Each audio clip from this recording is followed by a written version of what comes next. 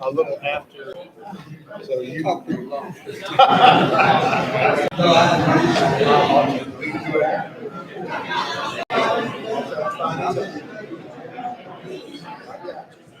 Sounds good, sir. Thank you so much. You know what? Listen.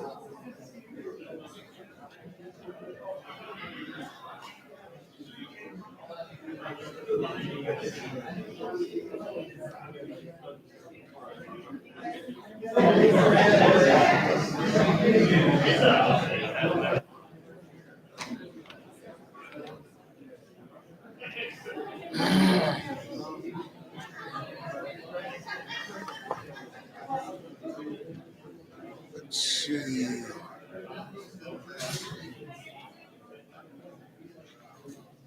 Got a lot of majors presenting today, I see. Wow. I mean, Yes. we might have to work late. Yeah, exactly. We're kind of testing things out, I can see. How old is your baby now? It's 18 months. Oh, really? Yeah, yeah. So he's Golly, walking that's been quite a around. while. Yeah. When did he start walking? Just about a year. Really? A year. I got a 15-month-old. She's not walking yet. She only It's she'll hold your hands Mhm. and walk everywhere. But she, Right. they're a little. They won't. He's a cutie though. Mhm.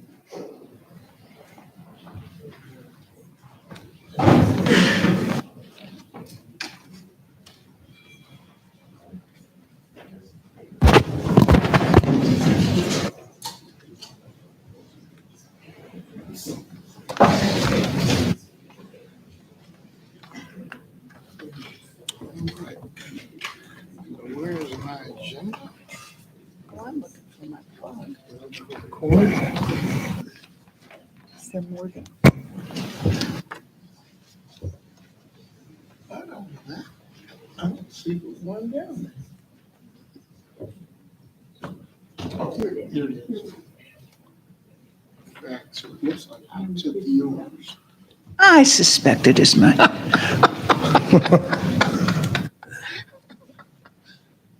It's not in the minutes. We haven't started yet. Good morning, everyone. We are going to ask you to stand as we have our Pledge of Allegiance by Captain Michael Hutchinson, and then we'll be led in invocation by Chaplain Todd Fleury and ask him to make his way to the podium. Allegiance to the flag of the United States of America and to the republic for which it stands, one nation, under God, indivisible, with liberty and justice for all.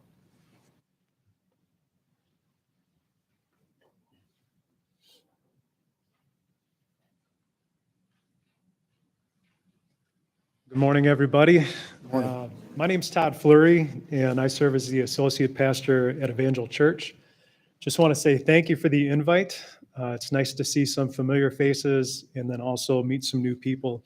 But I'll keep this brief. No one wants to hear a long sermon this morning, but I want to read a couple of verses from the Bible.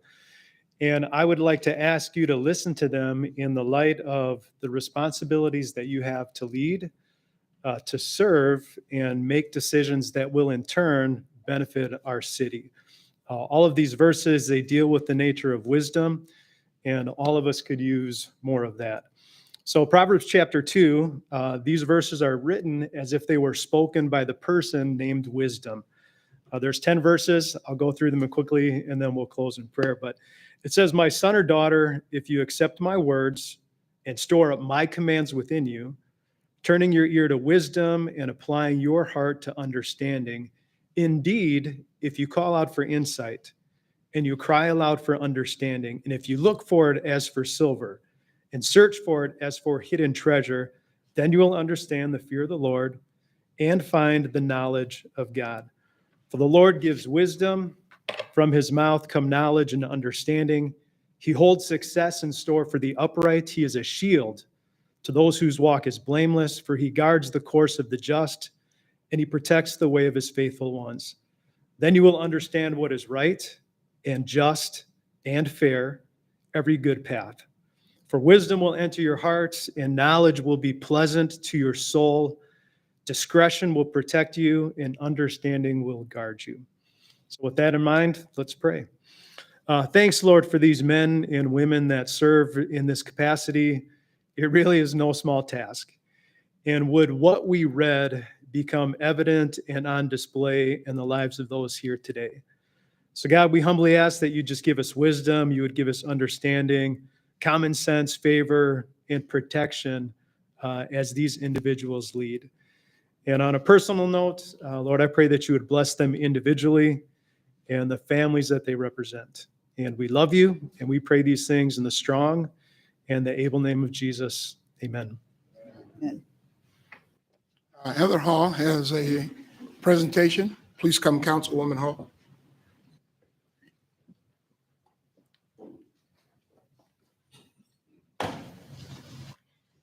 Well, good morning, President Tolbert, Commissioners, Mayor Lucas, members of the Police Department. Chief Maben, thank you so much for giving me 2 seconds.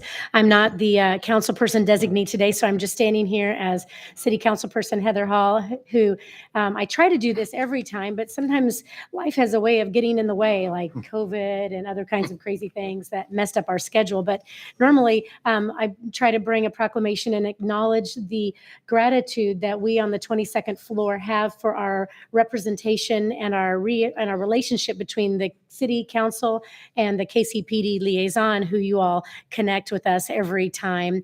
And we were really fortunate this last few years to have then Captain Kobanaugh, now Major Kobanaugh, with us on the 22nd floor. And today I just wanted to bring a proclamation forward to thank him for his service. It's important that we continue to have our relationship between the city and the police department. We're just a street away from each other, but sometimes it feels like the Grand Canyon. And what I'd like to make sure is that we continue to thank each other and work together to have a transparent and accountable relationship, as well as have that open door policy. I know that it's not easy to come to the 22nd floor and try to knock on all of our doors and talk to us because we're not always there, or we're somewhere else, or we don't maybe want to talk to you at the time.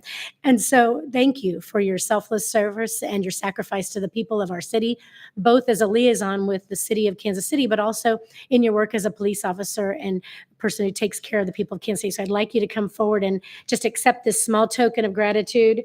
And I had to bring your Skittles. If you've never been to my office, I have this candy bucket in my office, and I didn't have the right kind of candy at first. He doesn't like chocolate, but he does like Skittles. So anyway, thank you so much, Major Kobanaugh, for your service. We appreciate it. Thank you.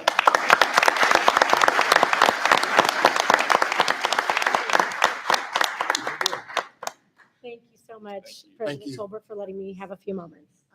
Councilwoman Hall, I want to echo your comments about trying to work together. And we as a board are doing our very best, and we want to be as cooperative with the city as possible. So we appreciate you, and we appreciate the opportunity to communicate with the council members. Well, thank you so much for having me. Have a great day. Thank you. Mayor, who's the mayor's designee for today? Councilman Eric Bunch, councilman from the 4th City Council District, which is Midtown, points west of Troost, take you from about Brush Creek into the Northland in southern Clay County. Councilman Bunch, go on up.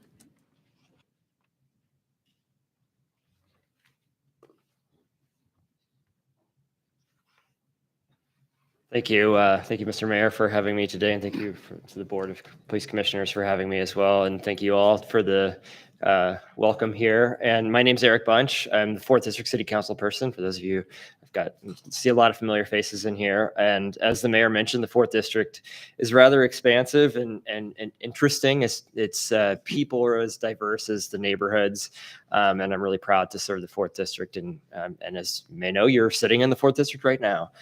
So the 4th has a lot of big challenges. We have everything from homicides that are frequent in the historic Northeast, and a place where we've seen some ups and downs to where in other places like the Plaza, where people complain about parking a lot. And so you all have a bit of a hand in each one of those things. So I'm just here to kind of echo what I've been hearing from my constituents, but first I just wanted to say I would say a breath of fresh air it is to have Chief Maben really out there in the community, seeing you. I've seen you in the community more, I think, than over the last few months than I saw the previous chief out in the community. So thank you for all the work that you do. I hear that feedback a lot.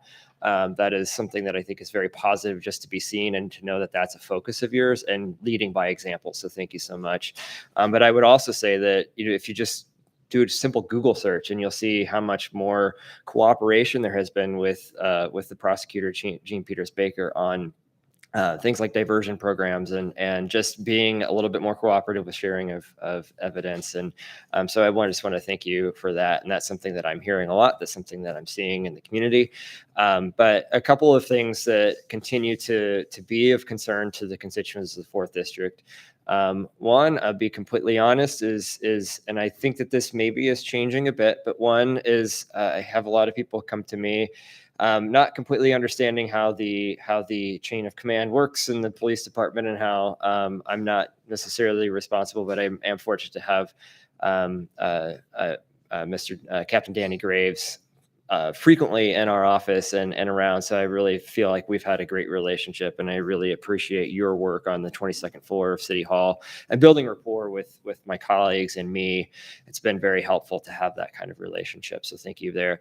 But one thing that I'm hearing a lot from my constituents is, I called the police. They came out because I witnessed an assault, and the response was, well, we don't have enough people. And I get that. Every single city department is really challenged with staffing right now. I mean, the Parks Department is something like 30% of its budgeted positions are empty. The Planning Department is the same thing. We can't hire the ATA can't hire bus drivers to run the buses. So I get that it's really difficult right now to get good people on the street. And I know that we've got a lot of effort going into that right now. But I do want to just echo something that I've heard from my constituents, as I was saying, is that a few months ago, I heard a neighbor of mine, she called in a situation at a Walgreens, and the person who responded said, sorry, we can't help you.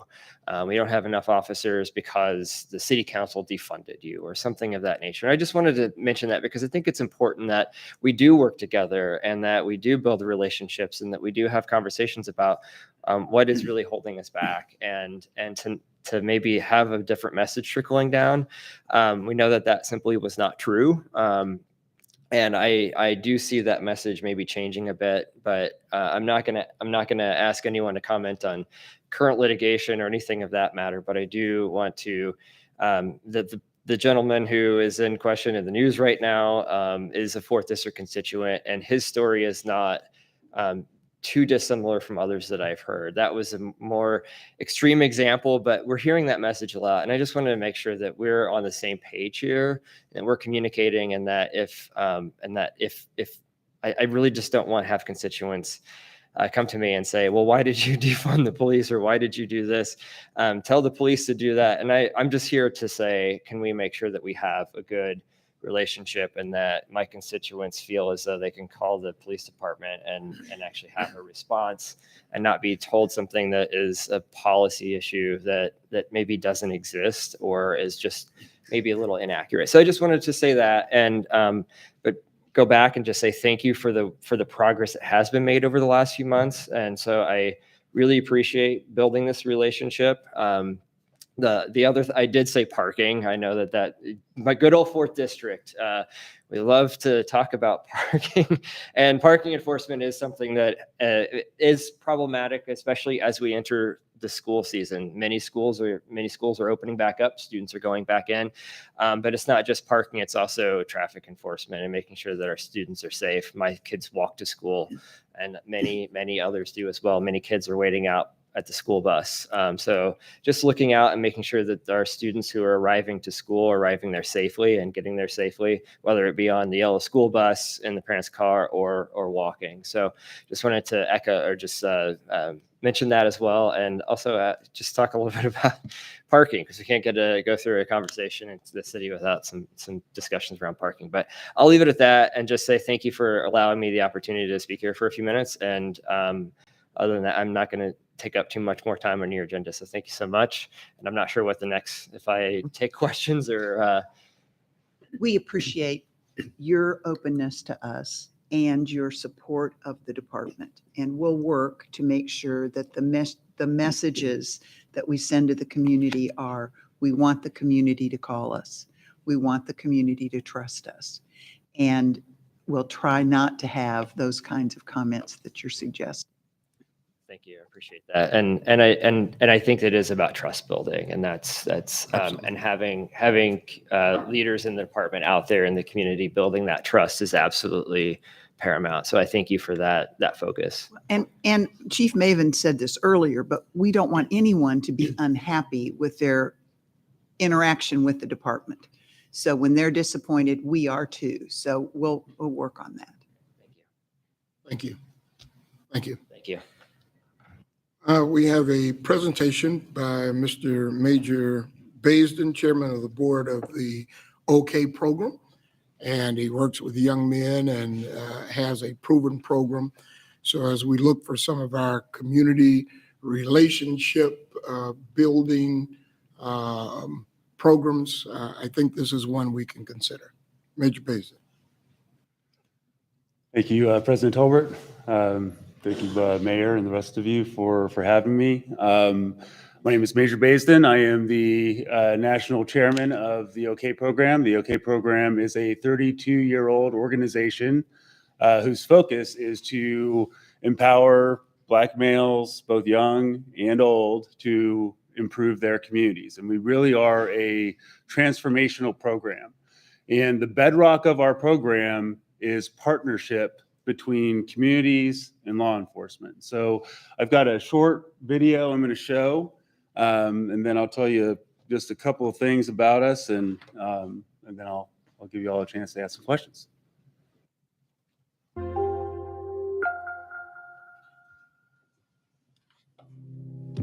I started the OK program to empower African American men to improve our community. I was frustrated with the high rates of incarceration, homicides, just all the things that was plaguing our community. You know, when you look at the problem with Black boys around the country, nobody has a solution to it but Black men. We're the missing link. 72 or 73% of African American households, they're headed by single mothers. And I realized that when you let boys know that you love them, you can let them know what you're not going to tolerate. And the only way you can do that, really mentoring, man, really getting to know these boys, let them know you believe in them, you love them, you support them, but we weren't going to tolerate drugs, gangs, teenage pregnancy, and poor education any longer. The problems we have in the African American community is systemic throughout the whole United States of America. They've got the exact same problem in Baltimore, Ferguson, St. Louis, LA, you just name it. The exact same problem, same conditions. We can stop it if we could get the OK program across this entire country. Prior to the OK program, they were about to give me 5 years in the YA Youth Authority. And Deputy Norcross went to court for him. My own father didn't go to court with me. And he stood up in front of the judge and said, hey, I can't say I can change him, but I can vouch for him. He'll join this program. I'll work with him if you give him this opportunity. So it helped me really, really bridge the gap between myself, my family, and the police department. And we get these boys in the 6th grade, we follow them all the way through high school. The boys earn things in the OK program by having good grades and good citizenship each grading period. And then they earn trips to amusement parks, professional ball games, college ball games, award ceremonies where we invite the community to come out and congratulate these boys for doing well in school, socially and academically. So there's a lot of incentives in the program for the boys to do well, but all of them have an opportunity to earn these incentives. It's not just a program that's mentoring kids, but it's developing a relationship. It's bridging the gap between the police department and the community. You know, they say it takes a village. Well, heck, it takes a country. Having been in this building for 20 years, I was here during the HBO documentary in the 1990s about gangbanging in Little Rock. So we went through a really tough time in our city. This program has helped us because it brings in another element that wasn't there before. A partnership with a group as strong and as powerful a link as the police department. When you have a program that the police department has said, we're going to partner with the community, we're going to partner with churches, we're going to partner with schools, and we're not going to control this program. We're going to partner with you to address an issue dealing with African American males. I mean, that's phenomenal. A lot of the black officers are on the force today because they graduated from the OK program. And they were so intrigued and impressed with the black officers that helped them that they wanted to become police officers themselves. I don't think a community could do any better than to be policed by people who look like you. I love the OK model because when I designed the program, I realized that you can't get a few people, a few men to do a whole lot of work. You burn them out. You know, you get a lot of people doing a little bit, it gets done. We're mentors, but in OK program, we call them teammates because this is a team mentoring concept. In Oakland, for example, we have 80 men that's already trained and organized. Our goal in Oakland is to get 200 black men to mentor these boys. The biggest commitment we ask these men is to commit to 3 Saturday kicking sessions. And the kicking session starts at 10 and goes to 2 in the afternoon. A lot of our men come every Saturday. Once they come, they realize that, man, this is easy. I can do this standing on my head. The curriculum is already designed. The officer's been trained to facilitate the discussion with the boys. And then after that, we have our lunch together, we pray over our food, and then we eat like a family. And then after that, it's recreation, there's flag football, there's basketball. It's a lot of fun. One of the key things I think that the OK program really helps with is high school graduation rates. The kids that go through the OK program have a phenomenally higher high school graduation rate than kids that don't. None of my siblings have ever graduated high school, the ones who grew up in the house with me. So the only difference in myself and them is this program. We talk about Black Lives Matter. Black lives will really matter when we can get the OK program in every city in America. Well, I go to a national convention and stand up and give a testimonial for the OK program for our kids. I would, because I've been here long enough to see it work. And that's the bottom line, it works. People will argue, all we're doing is resegregating society when we do these things. But when you have 90% of the police officers that are white in a 78, 80% African-American community, and 90% of them don't even live there, you're going to have problems. I think that the ability for a young African-American kid to relate to somebody is tied to somebody that they're going to look up to and respect. We began to talk about this in terms of the role of community-oriented policing. What does it mean in the 21st century? And I think it begins to define a new type of officer that understands the importance of relating to community. And so if you are looking for a program that's really going to change the attitudes of people on the streets, you need to put an OK program in, and you need to adequately fund it and adequately staff it with police officers who have a heart. They're going to reach and touch a lot of kids that otherwise are going to wind up either dead or in the penitentiary. It's time to get with the program. This is the time, the perfect time to get with the program. It's time to get with the program. Right now. Now's the time to get with the program. Yeah, it's time to get with the program. Well done. Well done. So the OK program exists in Kansas City, Kansas, Topeka, Oakland, California, Little Rock, Arkansas, Washington, D.C., Atlanta, Miami. Over the past 5 years, we have matriculated over 11,000 children nationwide, and we've had 4 arrests. 4. The average for our demographic in our zip codes is 30%. We are at 4. We've had 0 homicides. We've had 0 homicides. Our national GPA average is sitting right above 2.5. Over 90% of our kids graduate from high school, and 60% of our kids enter college or a trade school or active military. We have kids in Little Rock. We have two kids in Little Rock whose father was killed in a police-involved shooting, and they are both on the force today in Little Rock. I don't think that I can speak a better example of how strong and how large of an impact the police department can have on a community. You know, one of the problems that afflicts African-American communities, probably more so than others, is a belief that society does not work for them the way that it works for everybody else. And one way to fix that is that the representative of our society is sitting in this room. The police represent us, both as a city, as a country, as authority. And if we believe that this doesn't work for us the way that it works for everybody else, then all of these other things are not possible. It's not worth having a conversation about going to college and getting a $75,000 IT job, because that is normal. That's the way that normal society works. That's not the way that our neighborhood works. You can change that if they can foment these relationships with officers, and these officers become like father figures, to the boys in our programs. I still talk. I was in the first class of the OK program. That I graduated from the OK program in 1996, and my first day of high school, there was a shooting at my bus stop. One kid died, and what's happened from our class, none of us have been arrested. All of us are doing things. I own a restaurant down the street called Tan and Wine Bar. If you haven't been, I encourage you to go. But I also have, I own the 25th fastest growing company in Kansas City. It's called Leverage Lab. I have started companies and sold companies here in Kansas City. My life is fundamentally different, and my outcome is fundamentally different. And I don't believe that that is possible without Donald Northcross, who we call him Dev. He is the CEO of the program. And I still talk to Dev every week. And not only do I talk to Dev every week, all of the kids in my class talk to Dev every week. The kids that graduated the year after me, I don't know how he does it, honestly. But we have officers around the country that have that kind of a heart.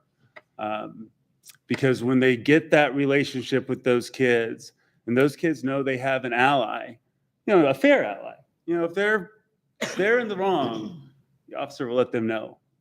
But if there's a misunderstanding, the officer will advocate for them, and that is where things change. And so as we introduce a program into a city, in that first year, the officer is really responsible for both recruiting the kids on campus. So they go to the campuses, and they have to convince these kids to A, talk to them, B, trust them, C, come to school on Saturday and, have lunch. He also has to go out into the community and convince adults to come to study hall on Wednesdays and help these kids learn, come to the campus on Saturday, play basketball with the kids. Officer has to do both of those things. And that's their job. That becomes their job. They're still on the force, right? They're still KCPD employees, but essentially their patrol is the program. And so they control essentially the way that it works is that they will have a chapter. One officer keeps a chapter that involves a high school and its feeder middle schools. And that's where they go and kind of build these relationships. And after about 2-3 years, we really start to see that shift. And even to the point where other patrol officers, regardless of their race or gender, can come in and meet the kids. And it's no longer an awkward conversation of, I don't trust you and you don't trust me. And that's really what it's all about. It's about building that trust level to prevent not only the negative outcomes, but it's the foundation upon which positive outcomes are built. And those positive outcomes are impossible without that construct. So how do you get the other mentors from the community involved? Churches are a big source for that, but it is a group effort. So the officer, there's a local board that we create, that we stand up, that works off of our national bylaws. That local board is typically community community leaders who have a passion for the cause and for for Black youth. And so they also help with the recruitment of teammates. But the officer, is going to churches on Sundays and making presentations. He's going to gyms and to pickup games and playing and making presentations, having conversations and trying to get people out. And it's really a word of mouth organic thing that it takes to build. So, in Oakland, that video was made in 2017. Oakland is now at 800 teammates within, and we have 4 chapters in Oakland. But in that first year, it really takes about, the third year is really where we start to see a shift, where trust has been built and we can start recruiting to the, 100 teammates. And the 100 teammates is really what we consider a thriving program.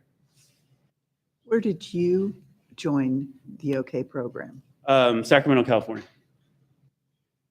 You said it's in KCK, It is. and so how many teammates, whatever, do they have?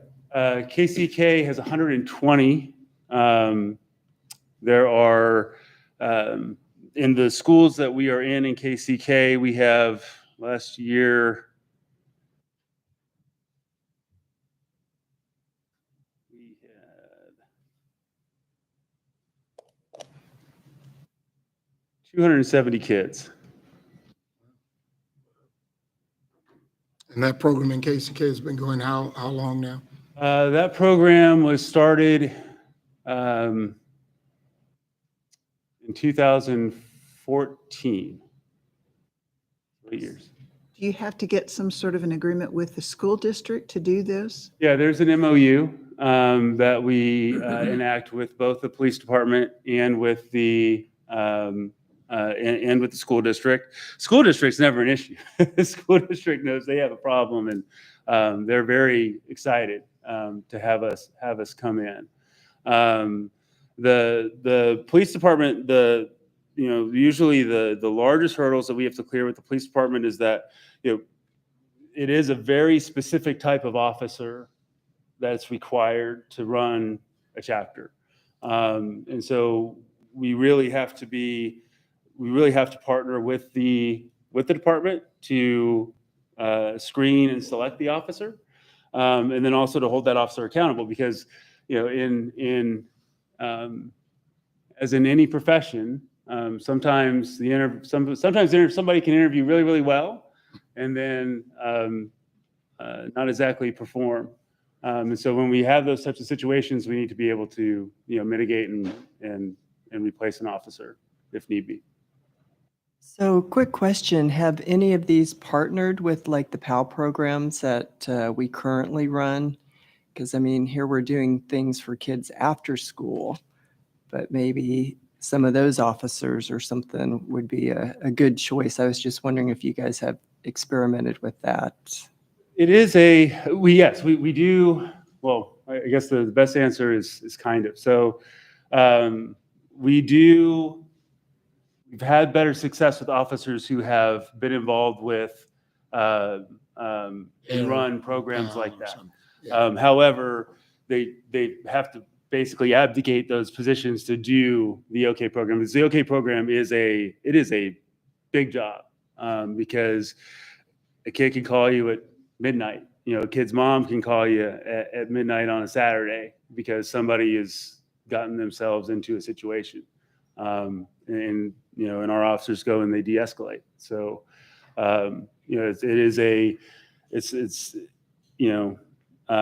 we know that there's an overtime budget that we advise the police departments on, so they have understanding of what what that total cost is going to be for that officer, because they stay on payroll, right? They stay on payroll, but at the same time they don't have necessarily the same set hours that a regular officer would. Right. Would this take over or replace our DARE officers and our PAL? No. This is a highly targeted program for a highly targeted problem. right? So we work in tandem with there. We work alongside all of the other community-oriented policing initiatives. We work alongside all of the other school officers. This is an additive, not a replacement. When you say targeted, you're saying that you actually interview and decide what young people are going to be part of the group as well? No. To be a young person, so what I mean by target is that we are targeting Black males exclusively in between the ages of 12 and 18, right? So we have a very specific, demographic that we're looking to sign up. So this is my first time seeing this program, and I love it. Lee A. Tolbert Community Academy Charter School is your first customer in Missouri. That'd be awesome. Because we will sign our school up immediately. That'd be awesome. Mr. Chairman, Yes. may I just ask, how many, and I guess I'll know Kansas City, Kansas better than the other departments you've worked with. How many officers do you have dedicated to the program? 2? Okay. And they're able to work with those, you said about 270? Oh, wow. And then they end up being kind of on call most of the time to.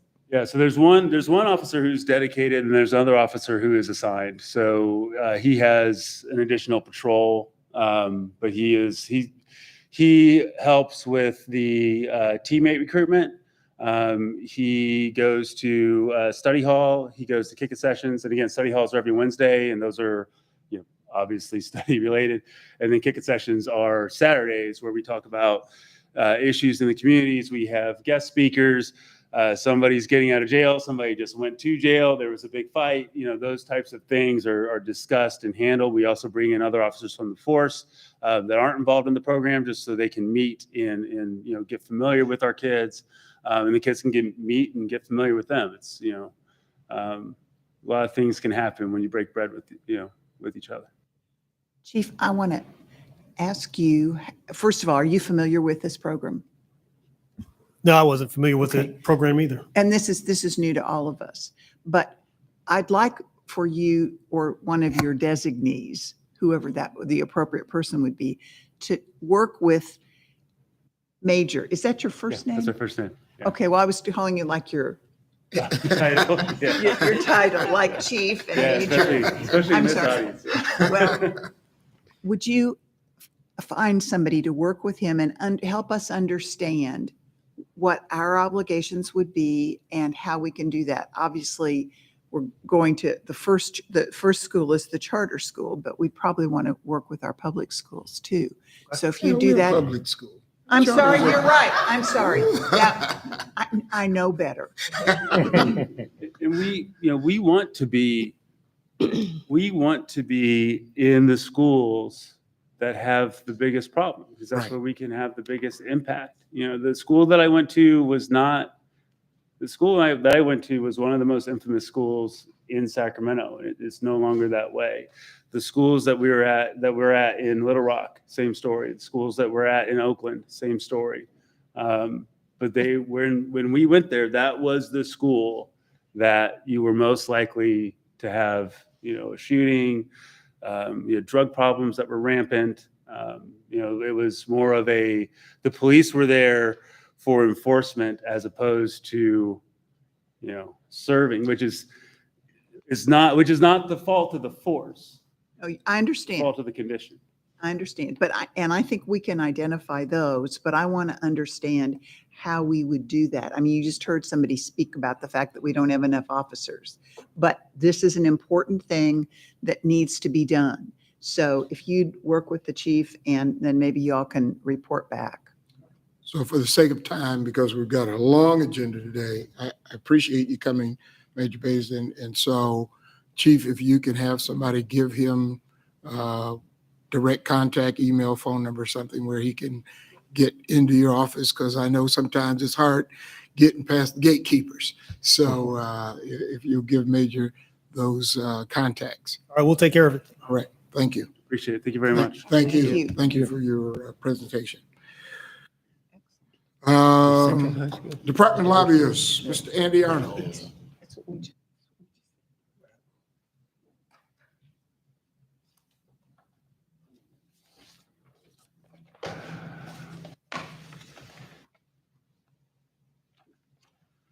morning, Mr. President. Morning. Mr. Mayor, members of the board, Chief Maben.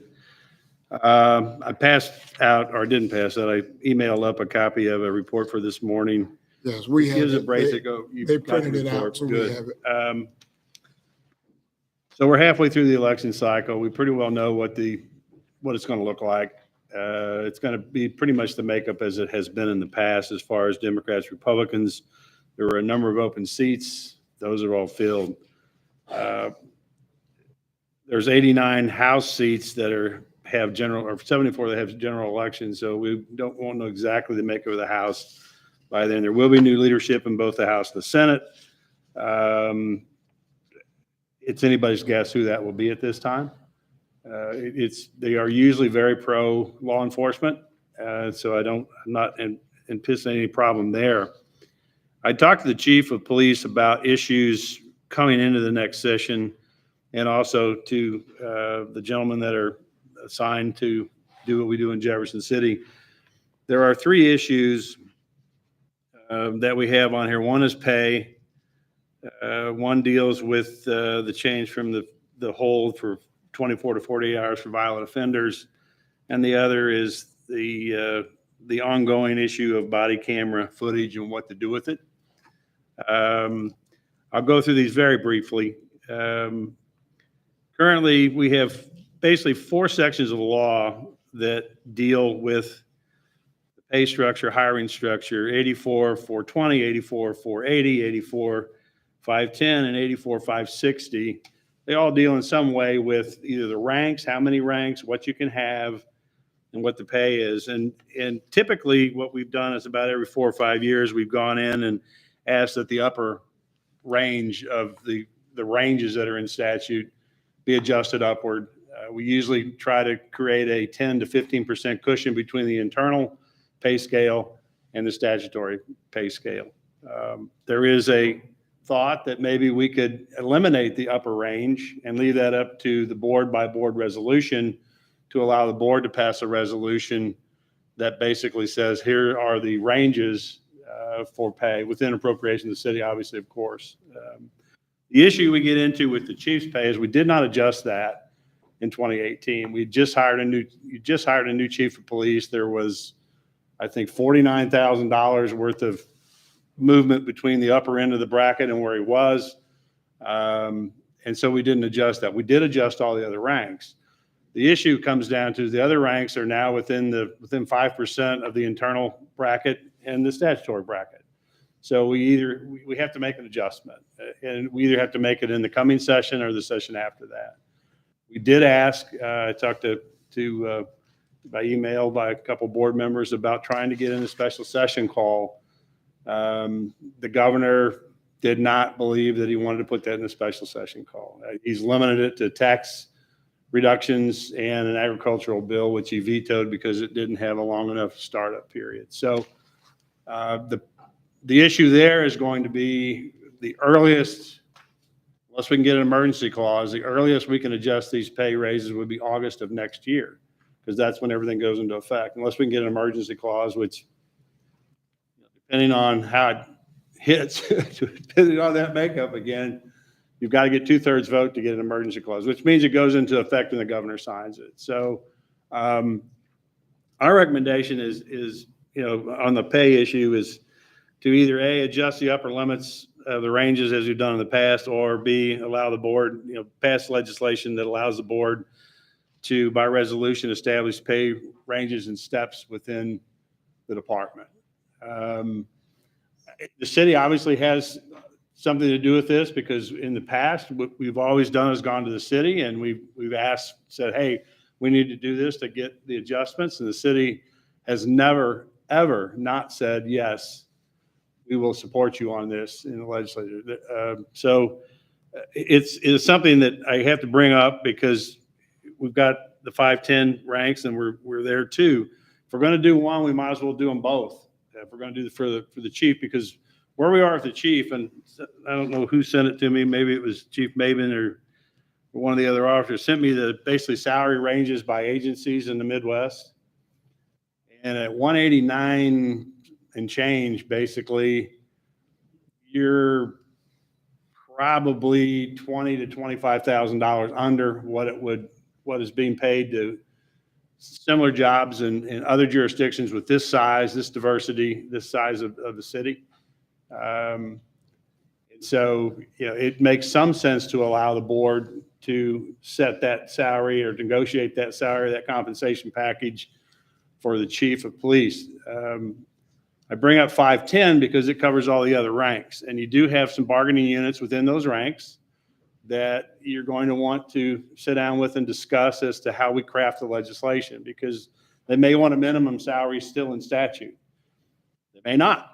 I've got a couple of drafts of things that we've just kind of toyed around with and looked at it. It's a lot easier just to take it all out and say the board has the authority to do it minimum, maximum salaries within an internal pay range according to all the ranks that are in there. So that's the pay issue. If you have any questions about that, I entertain those this time. Well, I think you're right that the logical thing is for the board to make those decisions. But have you spoken with the lobbyist for the city to see if I have not. Okay. Well, it would be my preference, and if I need we need a motion, it would be my preference that we negotiate with the city to try and get the statute changed so that the board can set those salaries. And I'm not offended by minimum numbers, but the thing that's difficult is there are maximums set in the statute. So if we wanted to pay more, we couldn't. If the city wanted to allow us to pay more, to give us more money to pay more, we couldn't. Right. So that would be my preference. And do you need a motion for that? I don't think so. No. I have actually reached out to several senators to talk about this, and there's another issue that always comes up when we discuss pay, but they seemed inclined to allow the board to operate. And they always bring up the city. The mayor, you chime in whenever you want to, because I know you've had the same conversations, but I don't think I think you're correct the way you described it, was the minimums could be in there no less than this, and then just stop. And then a catch-all language that basically says the board by resolution shall determine maximums by internal resolution and steps, because there's a provision in 510 that allows for you to do the internal scale and steps. The only issues with the chief's pay doesn't talk about steps. It doesn't talk about any of that stuff. So we would want to tie that in as well. And actually, we've looked at, I spent a lot of time on Chapter 84 this week going through it. It's not a hard fix. It's just a matter of selling it and getting it sold to them. So again, that's the pay issue. We'll start discussing that. We've discussed it already preliminarily. We'll discuss it some more with the city and with the different senators and representatives that would be bill sponsors on it. Mr. Chairman. The second issue is. Mr. Arnold, Yes. if I may just very briefly to kind of amplify the point you made.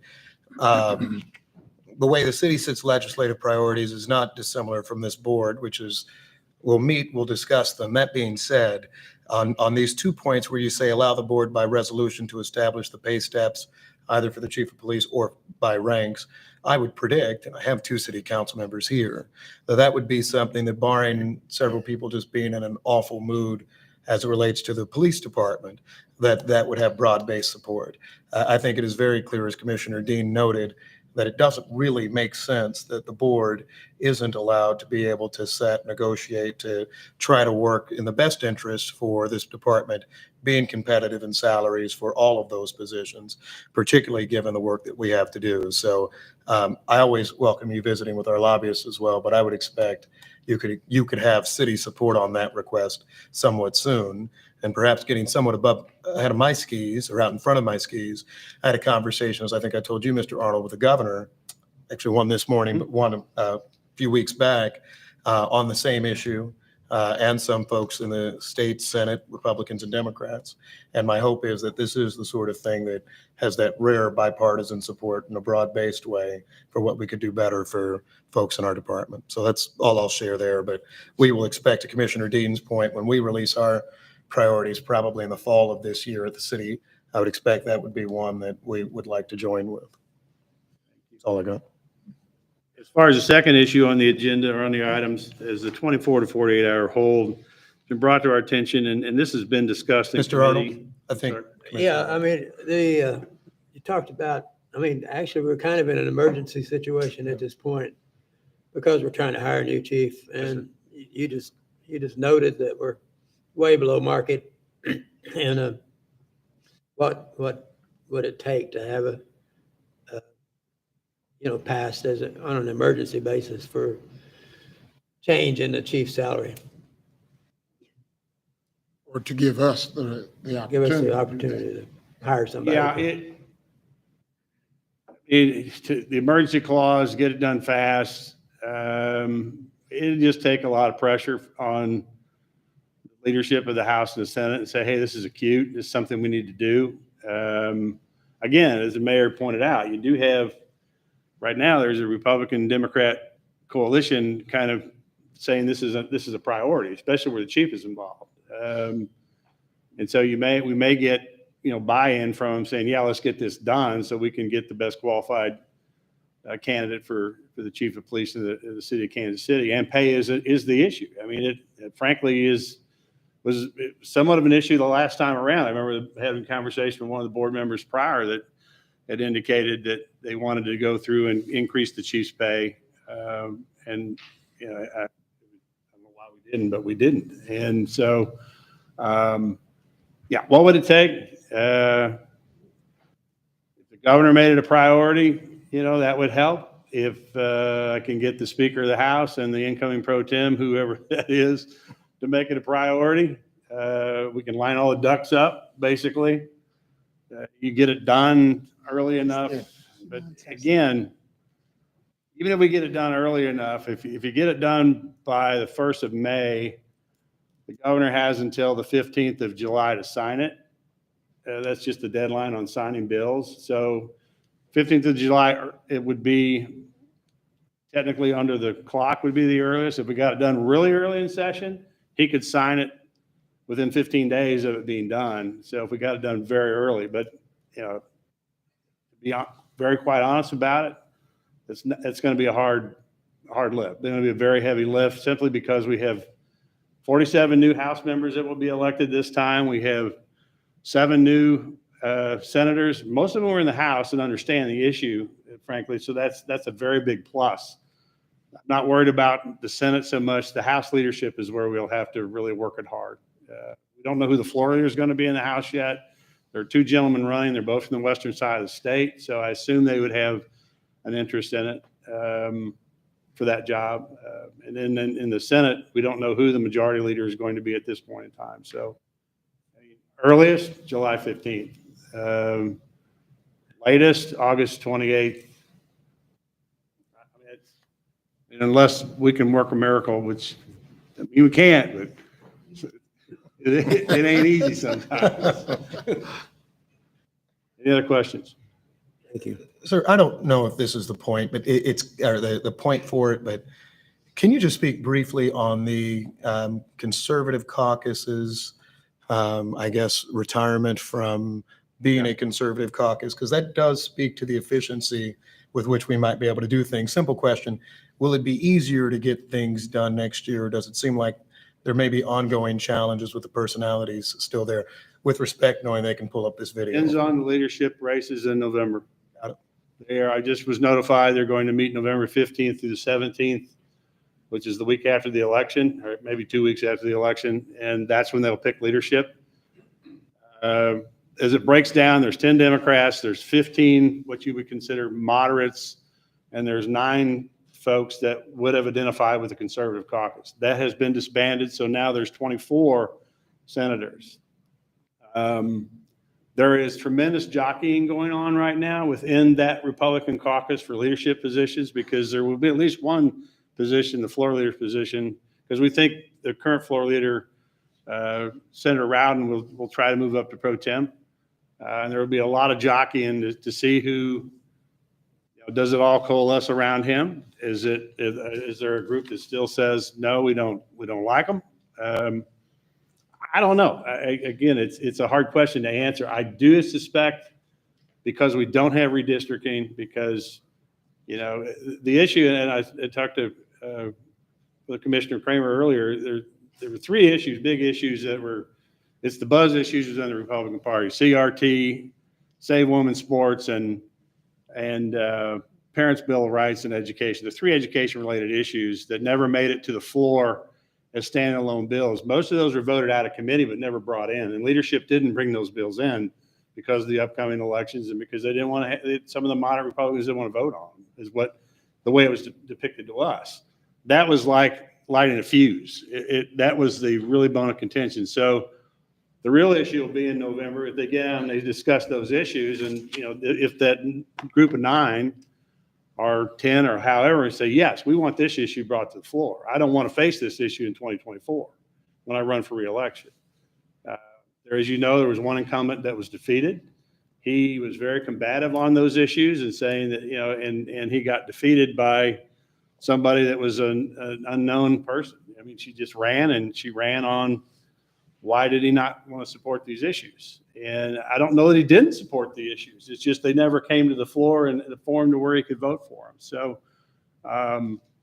you know, it's not a simple answer to your question, but it will be, I hope, you know, I've done this for a long time. I am hoping that it's not like it was last year, because, you know, kind of the old guy in the room sometimes, I'm the guy going, whoa, wait a minute. You guys need to stand back, get back to your corners here, and let's just have a, you know, frank discussion. What can we agree on? And then when you get there, it's 85% they agree on. It's at 15% that it's just, you know, being ground into each time we go in there. So that's kind of where we are. I mean, I'm very hopeful that it changes, but it may not. And that's why I'm fudging on getting something done early. But you know what we, the city and the board, consider important. If you need help, you'll let us know. Oh, yes, ma'am. Okay. Absolutely. Yeah, I don't worry about that. I will let you know. Can I move on? Okay. Thank you.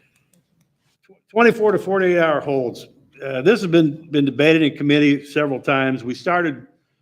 So right now you can hold an individual on a warrantless hold for 24 hours. For violent offenders, violent crimes, crimes committed with a deadly weapon, or intent to do bodily harm, the department feels like we need to go to 48 hours on those crimes. There are several groups in the legislature that do not believe that we need to do that. They always say, well, you're going to hold somebody pick them up on a Friday, and you're not going to let them out until Monday. And it's a warrantless hold. And in the case of the Kansas City Police Department, it usually is a time frame deal on trying to make a case against the individual that was picked up to try to keep that individual out of society to where he could do some more harm in society. So we have pushed that. We are working with prosecutors. We're working with other law enforcement jurisdictions. Everybody seems to be for it. It's just narrowing down what you can actually hold somebody for 48 hours on a warrantless hold. So that's the second item. And we recommend that we continue to work on the issue and keep pushing the issue with the other agencies and the prosecutors. And then the last issue is the body camera footage issue. And the chief and I discussed this at length. And there are times when you would love to just turn that footage over and say, here you go. Here's what actually happened. And it clarifies any and every rumor that's going on in the community. But we have this thing called Section 610, which is the Sunshine Law and Closed Records Law. And we can't just willy-nilly do that. And I understand, in talking to General Counsel earlier, that they are working on a system or it's probably the wrong mechanism to basically allow for, it have to go through the courts to allow for the release of information on body cams that would not be detrimental to an investigation going on or to the victim or of a relative or anything like that. So to my knowledge, I don't know of any city that has body cams that really has any internal policies that address this in any way. And I know that you will probably be the first one that comes up with a procedure working with the local courts to get that done. Yeah, but an internal policy alone won't do us any good because we are not allowed by the law of the state of Missouri to release them when we want to. I get it. It's a double-edged sword. You've got the evidence to show how the crime came down and the whole deal, but you can't release it until there's actually a filing in court and you go to court and it's actually used in a case. So anyway, we will be talking to other law enforcement agencies as well, Highway Patrol and others that have the same capacity and the same problem. Thank you. And that's all I really have, unless you've got something else you want to throw in. Anything else? Good, thank you. All right. Thank you very much. Commissioner, Yes. if I may interrupt real quick, I received several text messages after the OK program, and we did participate in the OK program several years ago, but we will look at reinitiating, or at least give you the information so we can make a decision. Audit scope statement for community policing and prevention. Mr. Douglas Jones.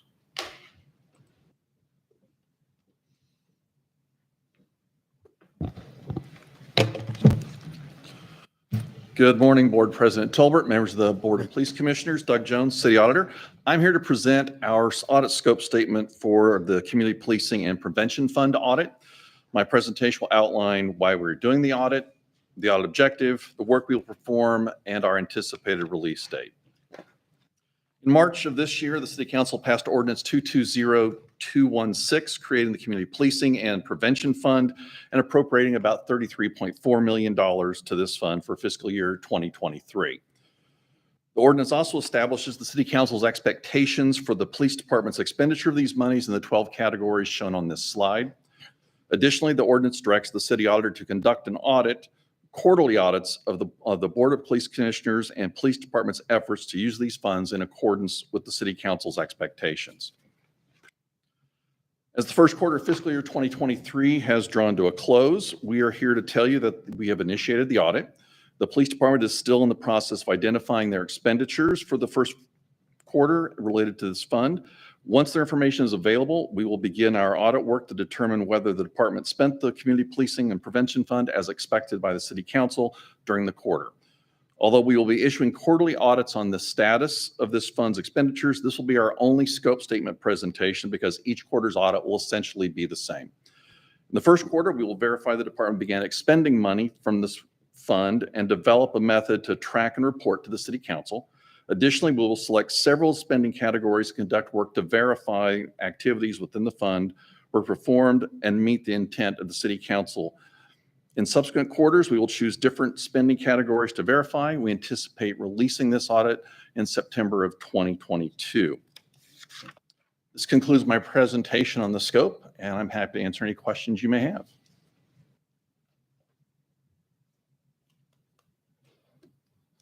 All right. Thank you. Seeing none, hearing none. Thank you. All right. Harvard Bloomberg collaboration track team update.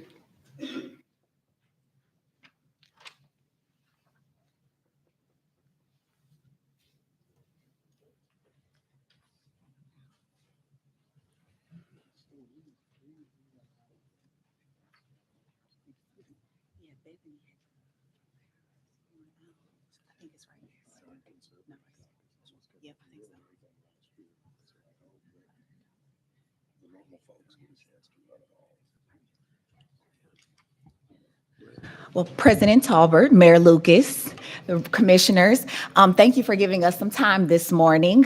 As many of you know, a group of 8 individuals traveled to New York City in April, it was, to participate in what is called the Harvard Bloomberg Collaboration Track. And this is essentially a program that cities can sign up to where you get extensive education on how to collaborate with different institutions and entities in your city on very complex and difficult issues. And I can promise you that we were not in New York City for a week hanging out in Times Square.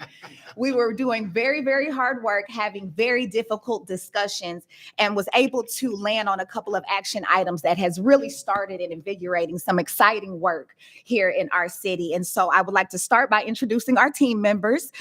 We have Major Scott Simons, Major Louise Ortiz, Mike Manser with the prosecutor's office, Director Tammy Queen of the finance department in the city, myself, Melissa Johnson with the mayor's office, Morgan Saeed with the mayor's office, who was unable to be here today, as well as Gwen Grant, president and CEO of the Urban League, and Kevin Humphreys, who is the lead of our Office of Violence Prevention in our health department. I would also like to give a special thanks to Commissioner Don Kramer and Deputy Chief Mike Wood, who unfortunately could not go to New York with us, but avidly participated in the weekly readings and homework assignments and discussions. And so much of your spirit fueled this work as well. And so with that, we will get on to the presentation. All right, good morning, and thank you for having us. This statement that we have here is our public value proposition. It's what we came up with. It's a deceptively simple statement, but took a lot of work to get to this point. And I will read it to you. So we basically indicated we will tackle too many fatal and non-fatal shootings because every Kansas Citian's life has value, and the health, safety, and economic viability of the city depends on it. We will do so by improving cross-boundary information sharing to identify individuals closest to and affected by shootings, and deploying culturally competent services to these individuals with the expectation that shootings will decrease. We will know that we have succeeded when there is a 15% reduction in shootings annually, with a goal of 50% reduction by 2028, an increased solve rate for shootings, and a quantifiable increase in community trust.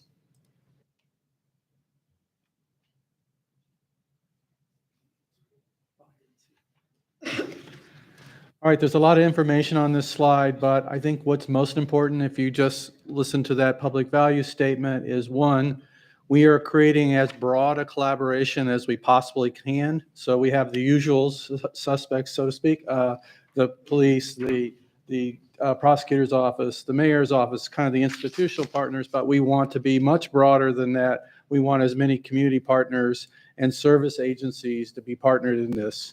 So that broad collaboration creates activities, tracks what happens in delivery of services to the individuals who are identified as being in need of some support, some help, some way to change their potential future.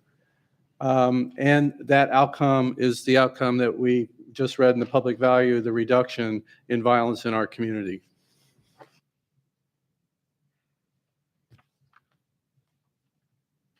So part of our work in New York, there was 10 cities and 8 members from each city there. So it was a large group of us. So kind of went back and forth and worked as a large group on different things, and then our individual city, smaller groups. So a lot of that was, we worked on some case studies and reviewed those, and we're looking at why some of them were successful and perhaps why some of them struggled, or where the areas have struggled. And a lot of that came down to the collaboration of the different groups that were involved in those initiatives. So we obviously went back in our own small group and had discussions, a very robust discussion about many of these topics and what some of the potential barriers to our collaboration in this initiative could be. And up here is a list of the ones that we came up with. Intergovernmental agency distrust, poor intergovernmental and community communication. And part of those two, a lot of it's just having a better understanding of what each individual agency does. We kind of learned through our discussions that there were some things that each group did, we just weren't aware of what those different ones were responsible for. The community distrust kind of goes in with a lack of information, not always understanding what the process is, or sometimes when systems fail, there's creates that level of distrust within the community. Lack of opportunities for agency staff to collaborate. And it kind of went along with the next one, the frequent reassignment of law enforcement personnel. Within our command staff, we often rotate different assignments about every year, 2 years. So that kind of created some barriers, or we believe could create some barriers within our collaboration of just that continual movement, having to identify who's now in charge of this unit and who to work with, and kind of having to reestablish those relationships because of that frequency of movement. There were a couple items that we didn't come to a consensus as a group, but we felt that they were still important to list up there. And those were the lack of agreement on police governance structure. We had some good discussions about that and how much of a barrier it was or was not.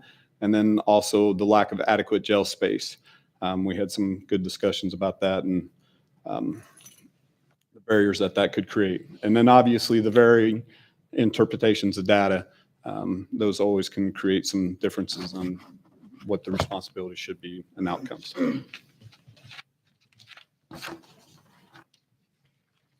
And a lot of our conversations while we were in New York and the assignments leading up to that week did center on racial equity. It is a very important topic, especially in the realm of policing and municipal governance.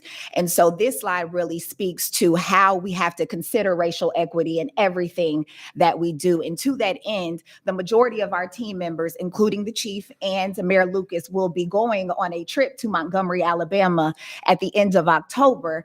It is sponsored and organized by Gwen Grant and the Urban League of Greater Kansas City, where we will have a full immersive experience into numerous museums, and we will also even walk the Edmund Pettus Bridge as well together. And so we have heard that it is a very, very real bonding experience, and we are looking forward to experiencing that together. We accomplished many goals already within the last 100 days. First, we put together a social services provider inventory. And this is to match our resources, our partners with those that are in need, to see exactly who needs what and how quickly we can get to them.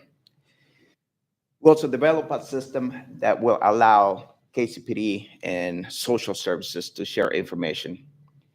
Every Wednesday morning at 8 o'clock, we have a shoot review for law enforcement.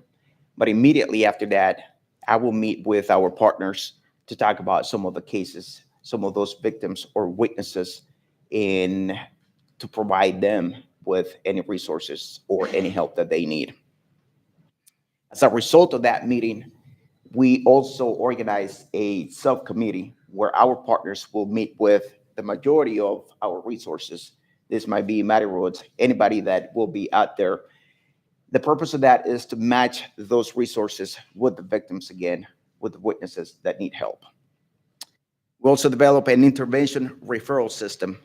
This is where our officers, our personnel receives information about anybody that needs assistance. Our goal is to match those with our social services and our partners to get that help to those in need. And as Ms. Melissa Johnson mentioned, our team is going to Montgomery, Alabama at the end of October. This is just to see and to experience some of those tragedies, yes, that many went through. And this is just for us to talk to others and to see how that impacts others.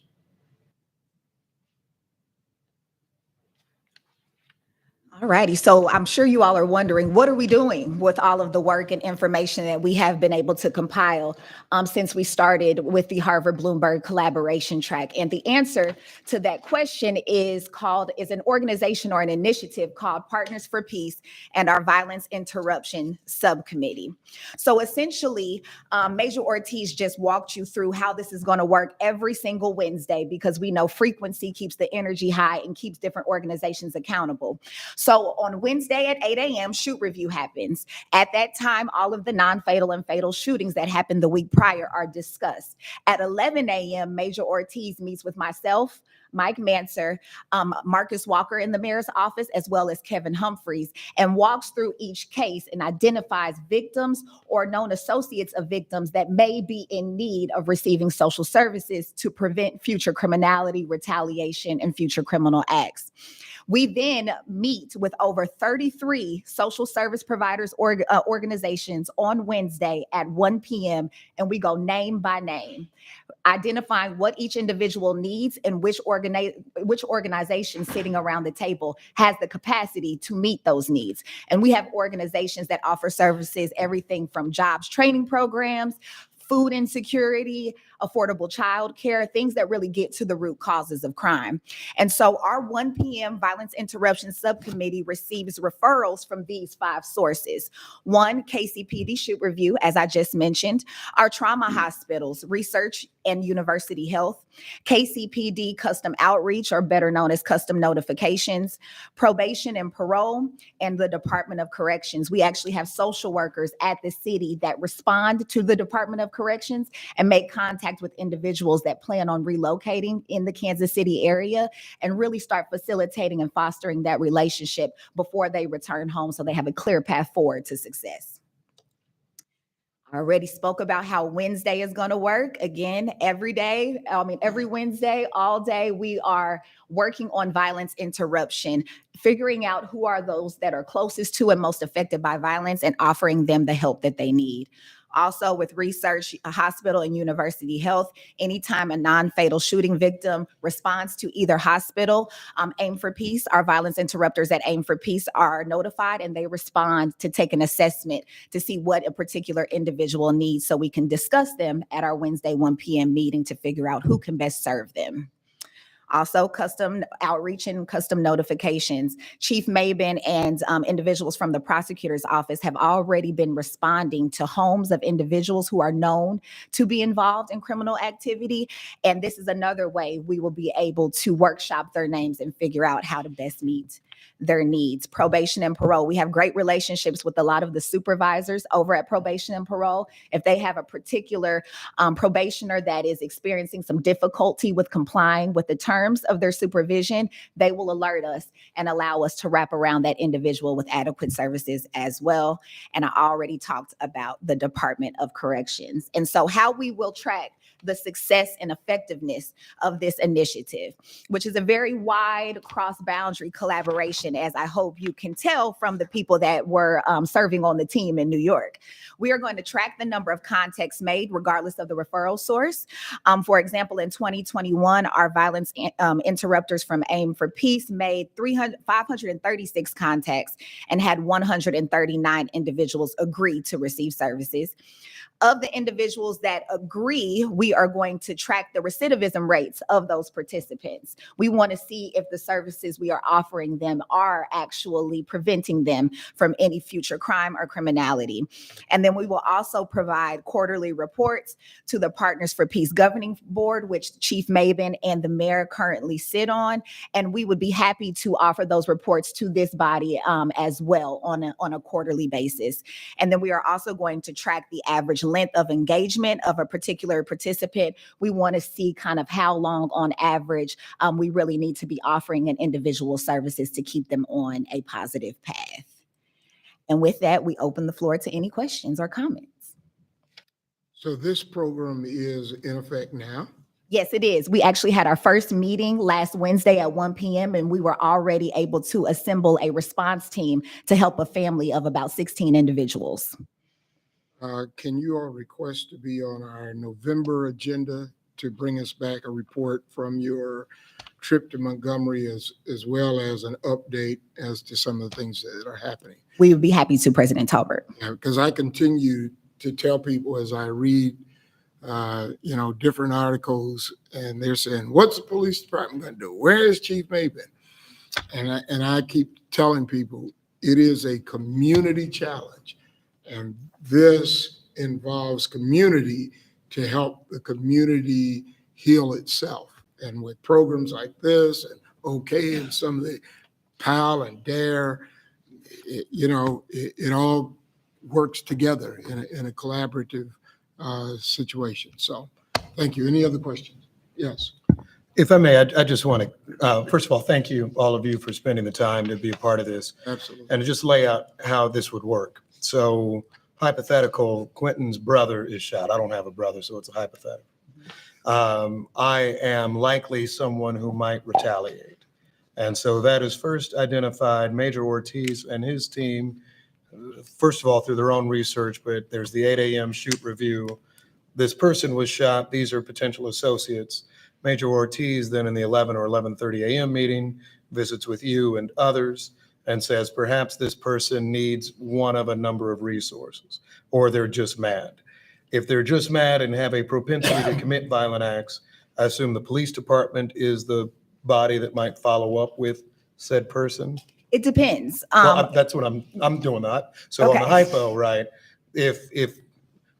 okay, so propensity to commit violence and has committed prior acts of violence, right? Is that so I guess I will want to go with that hypo. I understand they may have children and the children need food and all of that, but I'm trying to figure out when we're deciding who to send to different folks, when is that determination? I guess it's being made at 3:00, but how is it being made? Right. It's being made through partnerships between our committee and Major Ortiz, because we do have to rely on a decent amount of officer intel when we are doing outreach like this. So we're really relying on our department to let us know who we should prioritize, who we should avoid because they are part of a pending investigation, because we don't want to negatively impact anything like that. Understood.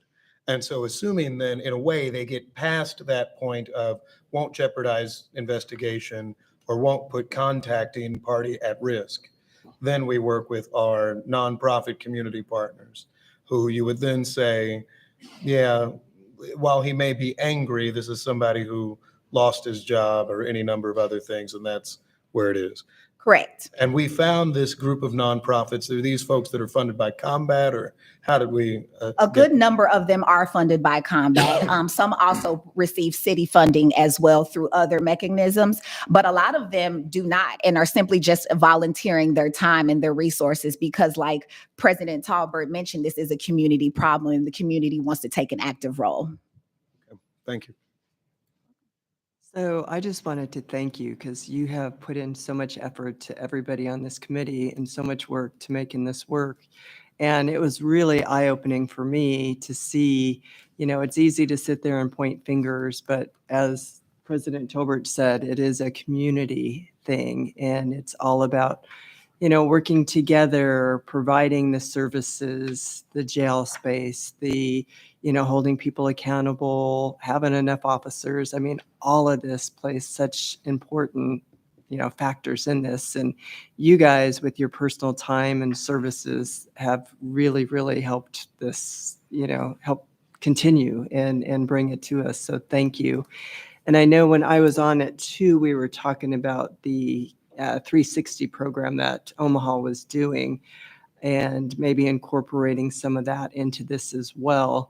Where are we on that? And is that kind of part of this now too? So the collaboration between our initiative, the Violence Interruption Subcommittee, and KC 360 has already been ongoing. We actually meet on a weekly basis on Monday. And then Marcus Walker in the mayor's office goes to the Thursday morning weekly KC 360 meetings as well. And the reason for that is KC 360 is really a prevention initiative. You are making deposits today where you will see the outcomes 5, 10, 15 years down the line, higher graduation rates, a smaller socioeconomic divide, things of that nature. But we all know we have a lot of violence happening right now, and we have to interrupt what is going on right now. And so we can't wait 5, 10, 15 years. And so that is why both programs are needed. Both programs complement each other, and we are happy to be in partnership with them. Great. Glad to hear. And I'm here if you guys need any help on any of that. Thank you for what you do and all your time. Well, thank you very much. I really appreciate what you guys are doing. But just out of curiosity, they frequently have reluctant victims, and we talked about witness protection. Are we incorporating that in any of this, or where are we on that? We absolutely are. A number of the organizations that serve on the Violence Interruption Committee do offer relocation services, such as Ad Hoc, Restart, organizations like that. And so that was actually a part of our conversation last week, as that is a big need. And the additional hope is that, by having KCPD social service specialists, by having other social workers that work for the city making contact with these individuals, it just creates another gateway to cooperation for the future. Mr. Chairman. Yes, sir. I might just say thank you once again for the collaborative effort. Mayors, chiefs, board members come and go to the extent that we actually have, I think, staff buy-in, support, consistency on programmatic efforts, that's better. So, whenever there are new folks in all these seats, we continue to have that. But I will ask this question, which I think is a kind of a fundamental one that a Kansas City and watching may be asking. And it's one that Mr. Hunt actually, I think, asked, relating to paralysis analysis or having what seemed like too many groups. In a way, right? We already had a presentation about the OK program, which sounds like a wonderful one. This sounds wonderful. Indeed, it relates to 30 other plus programs that are funded by the community-backed anti-drug tax, as well as others. How do we, and I don't know if that's a question for this board or for city council or others, but how do we, to the typical Kansas Citian, which I once was, right, who just watches the news and says, this is a problem, and what are we doing? Right? And then ask, what are all y'all doing? Right? How do we answer that in connection with maybe folks who wouldn't have the time to hear of a violence prevention subcommittee and KC 360 and all of the others? How does it all kind of work with, I'd argue, the police department, frankly, in helping us prevent and solve crime? Well, I will start by saying that I don't know if we can have too many programs if we have too much crime. I think we need every initiative at the table, really making strides to see some measurable and sustainable outcomes. But in our case, in the Violence Interruption Subcommittee, we are actually working and offering people help, not trying to arrest additional people, not trying to bring additional charges, but offering help based on intelligence we receive from KCPD. That is huge. I would just say, I go to a lot of the meetings on both sides. I'm not going to get into, do we have too many of these groups? But what we had was too many of these groups not talking to each other. These two committees are tearing a lot of those barriers down, and we're getting where we need to be, in my opinion. Thank you. And I agree. I don't think we can have too many, but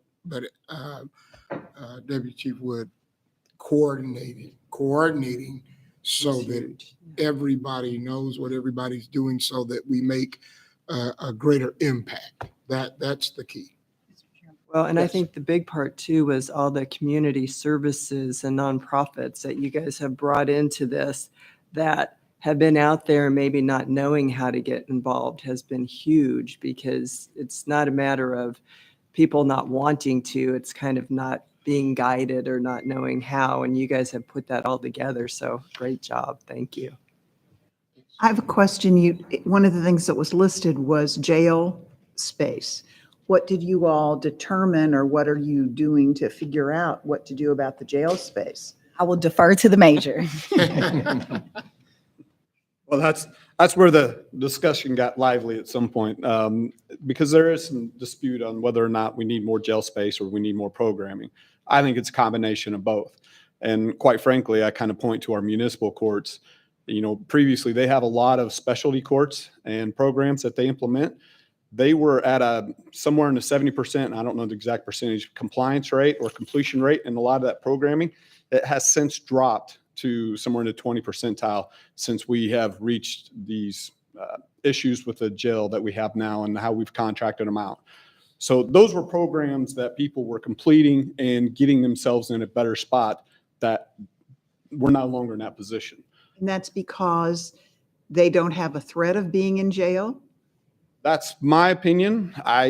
When I look at behavior, I often look at my kids. They know the rules they can break and that I'm not going to discipline them on. So those are the ones they break. And they also know that they continue to push it.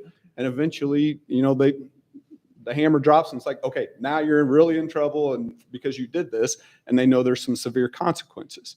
I mean, we're humans. We're like that. I mean, a lot of times what keeps me in line is knowing what the consequences are if I decide to act up.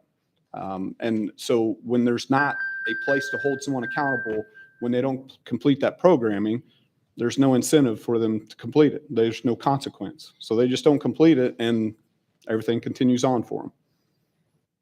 And Commissioner Dean, one of the things when I was working with the team was we were looking at other cities that had a success rate, and a lot of it was the jail space and holding them accountable. That made it really successful. And that's what we heard back from the NOVA here in Kansas City, when we didn't have the ability to, when you go out to the house and say, if you keep on the straight and narrow, you'll be fine. But if you are involved in crime, you're going to go to jail. And then they learned they don't go to jail because we don't have enough jail space. So we learned that. I was hoping you had a silver bullet. Working on it. Thank you. And just a couple more thank yous. Major Graves, thank you very much for being there last week with the social service specialist. Deputy Chief Mike Wood, thank you very much for helping us. And definitely Chief Maben, thank you for the information sharing piece. This has been pivotal, and I'm very excited about the work we are able to embark on now. Thank you. And thank you to the group. Thank you. All right. Now down to the fun stuff. Crime reporting. Gun crime, Deputy Chief Mike Wood. Good morning. Morning. My information is under tab D in your books, and you should also have the hard copy of the daily homicide analysis report. If you refer to that document, you'll see that to date, there have been 108 homicides in 2022 compared to 100 this time last year, which is up 8 from the previous year. The 5-year average is 101, so we're 7 up from the 5-year average. We've cleared 39 homicides from this year. We've also additionally cleared 12 homicides which occurred the previous year for 51 total cases cleared in 2022. You should also have a copy of the non-fatal shooting comparison report in front of you. You will note that from January 1 to August 22 of this year, there were 337 non-fatal shooting victims. In 2021, we had 351 non-fatal shootings, so we're down 4% compared to last year. In July of 2022, we had 67 non-fatal shooting victims compared to 71 in July of last year, for a 6% decrease. 41 of those victims were cooperative, or 63% of the victims are cooperative at this time. Black males have accounted for the highest number of shooting victims with 37, or 56%. White males were second with 15 victims, 22%, and black females were third with 10 victims, or 15%. The age group with the highest number of non-fatal shooting victims was 18 to 24 with 21 victims. 25 to 34 was next with 17, and 17 years and under was third with 12.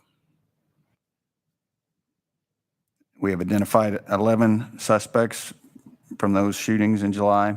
8 suspects were black males, 2 were black females, and 1 was a white male. 5 of the suspects were 25 to 34 years of age. 3 were 18 to 24, and 2 of those were 17 years or under. On page 5 in the book, you'll see the recovered firearms report. The department recovered 226 firearms in July of this year compared to 219 in 2021. The 5-year average for the month is 214. And we've recovered 1,543 firearms year to date, or to January 1st to July 31st. On the next page, you'll find the monthly case submissions and disposition reports. We've submitted a total of 268 cases to county prosecutors during the month of July. 214 of those were to Jackson County, 37 to Clay, 22 to Platte, and none to Cass County. Charges were filed in 60 cases during that month. 27 were charged in custody and 26 warrants were issued. 29 cases were returned for additional work, and 125 cases were declined. It should be noted that these numbers include cases that were submitted previously but returned in July. And subject to questions, that concludes my report. Questions? All right, thank you. You're welcome. Community Outreach, Deputy Chief Karen True. Good morning, Major Stacy Graves in for Colonel True today. If I could invite Sergeant Taylor and Officer Moats. And this is K-9 Pepper.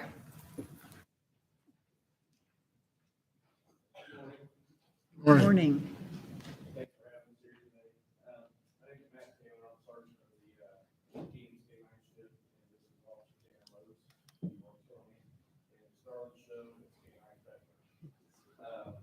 Pepper's a 4-year-old Dutch Shepherd.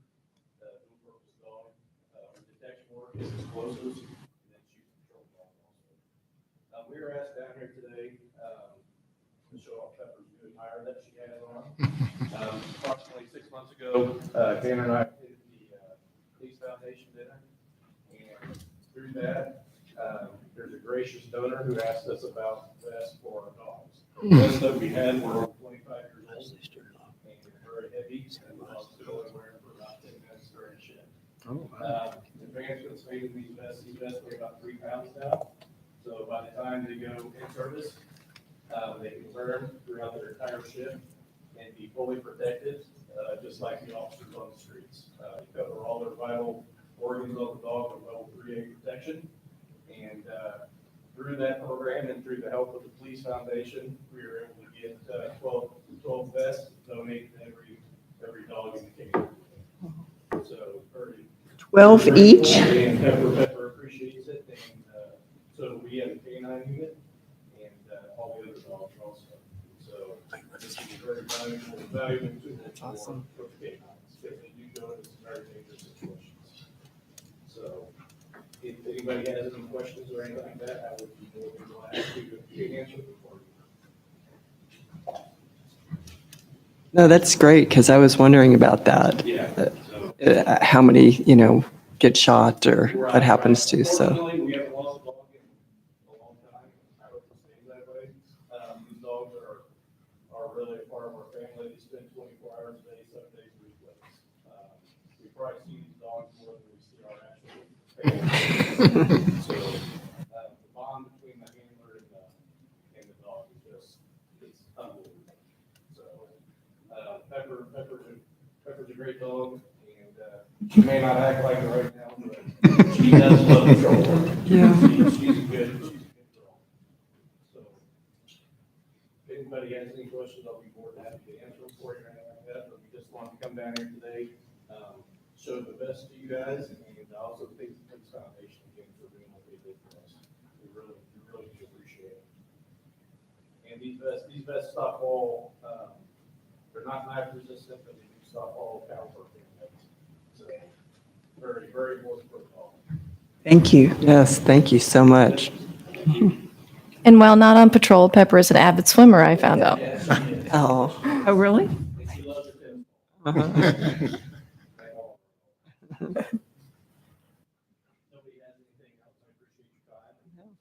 Thank you. Thank you. Thanks for sharing. Thank you. Next, we have Captain Abigail Martinez. She's the commander of our Detention Services unit. She's going to present an update on the city jail project that we're involved in.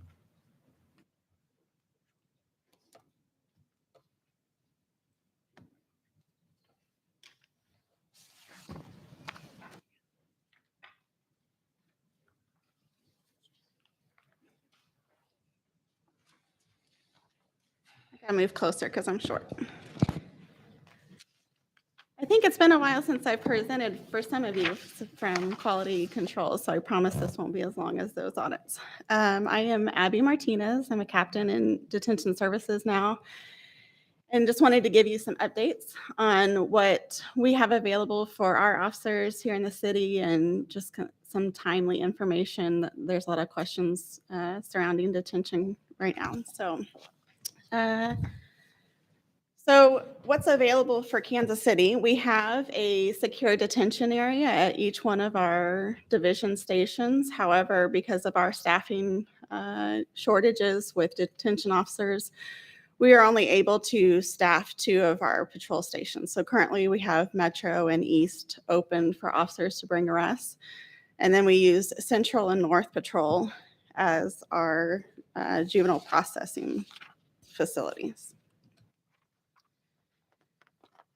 So these facilities were designed and originally made for processing only and to hold people really only for 4 to 6 hours so that we can do fingerprints, get their photograph, reporting, and then get them to the appropriate facility. So these were not designed to hold people for any longer than that.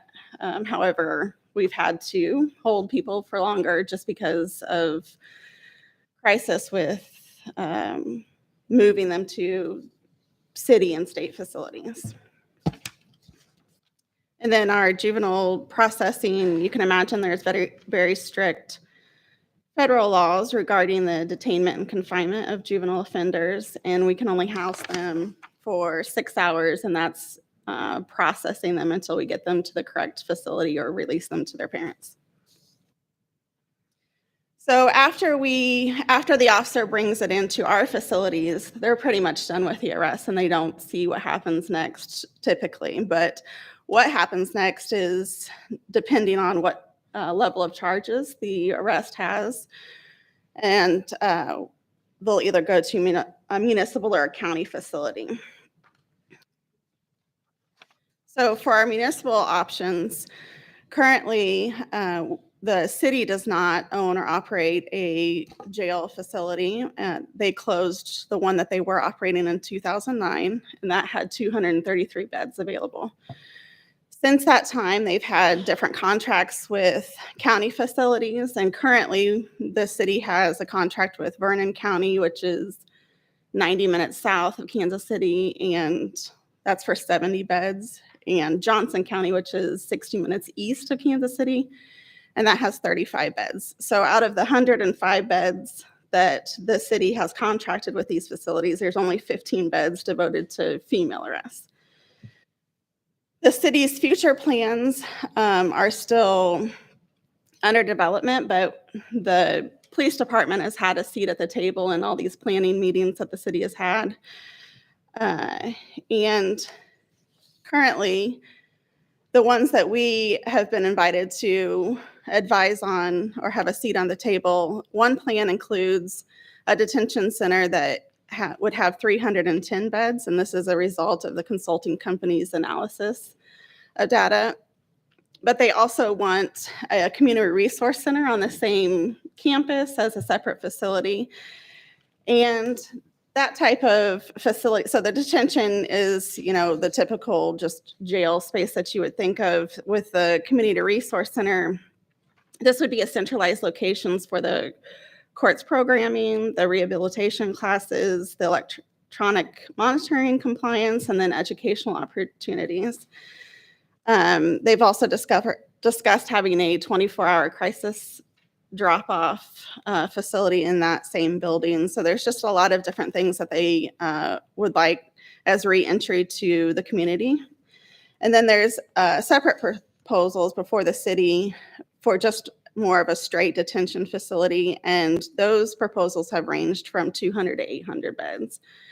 So, and I think it's important to make clear here that the police department, doesn't own or operate any facilities. So in these plans, we've been welcomed at the table, but we don't make any decisions.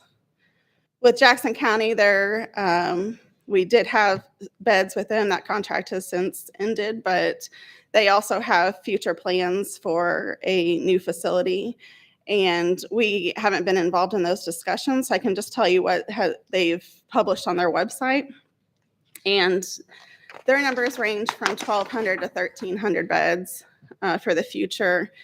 And a key assumption on there is that for the number of beds, that they have no municipal offenders housed at the JCDC, so the Jackson County Detention Center. And that's what they've published so far. As a comparison to our similar cities of size and violent crime rates, you can see here the number of beds that these facilities have. So halfway down, you'll see Kansas City sitting at 105 beds available. The only other two that I could find, most places have county facilities that they take their arrests to. But Atlanta and St. Louis Metro do have city-operated and owned jails. Atlanta has 1,300 beds in their city jail, and St. Louis Metro has 860. So just as a comparison of numbers where we stand currently. And then to answer some questions about who we have in our jails, I think that there might be some confusion that we have traffic offenses and nuisance ordinance violations in our jails, but I took just a random Friday from this month, and I used a Friday because We had 98 people in custody on that Friday. So if you think going into the weekend, we only had 7 beds if we had arrests over the weekends to deal with that are open, that we wouldn't have to release someone. And I say we, but really it's the city that's making these decisions. We've just worked closely with them daily. Okay, so out of these 98 people that were in custody at either Vernon and Johnson County, 97% of them had outstanding arrest warrants at the time of their recent arrest. So not only did they have a ordinance violation that caused them to be arrested, maybe stealing or property damage at the time of their most recent arrest, but then they also had outstanding warrants that needed to be satisfied during their arrest. And then 81% of that had 5 or more warrants. And really, a lot of these people had over 20, with the highest being 29 warrants for their arrest. And then out of the 98 people, I looked at their most recent criminal history, what was included in our reporting data. So from 2018 until now in our newest system, 89% of this 98 people have previously been arrested for physically injuring someone. So there was a lot of previous arrests with this 98 people. There was property damage, stolen autos, fraud, that kind of stuff. But I wanted to highlight the violence against someone else. And 89% of those people who are currently in custody have been arrested previously for injuring someone else, and not to forget the victims that are on this page. 31% of this 98 have previous murder, rape, or robbery incident in the recent past. So from 2018 until now, they were either a subject of interest, they were arrested, or tried for murder, rape, or robbery. Out of this list, there was only one person in custody for a traffic offense, and that was a repeated DUI offender. But there was no possession charges on this list. Maybe people that had possession in their history, but nobody who was currently arrested for those type of charges. For the first 7 months of this year, KCPD has taken custodial arrest of 6,870 people. So those are people that we haven't cited and released at the scene, or taken alternative handling at the scene, but actually 6,870 people that we have brought into either Metro or East Patrol to be fingerprinted and booked and transferred to their appropriate facility. And we usually average about 40% each month that are given signature bonds from the station. And so that's about 450 average per month. From May of last year until now, these are statistics from the city keeps, the city court. They've had to release against court objection 63 people due to lack of space. So what this released against court objection means is that a judge wanted to keep the person in custody, but because of lack of space, often because Vernon or Johnson County is refusing to house our arrest for whatever reason, because of their lack of space or because of behavior issues, we've had to release that person on essentially a signature bond instead of house them. And then 142 people have been emergency released, and this is different from the 63. Emergency release is when they're serving their sentence at either Vernon and Johnson County, and they've served 33% of their sentence and are released at 33% because of lack of space. And that's just to make room for incoming arrests.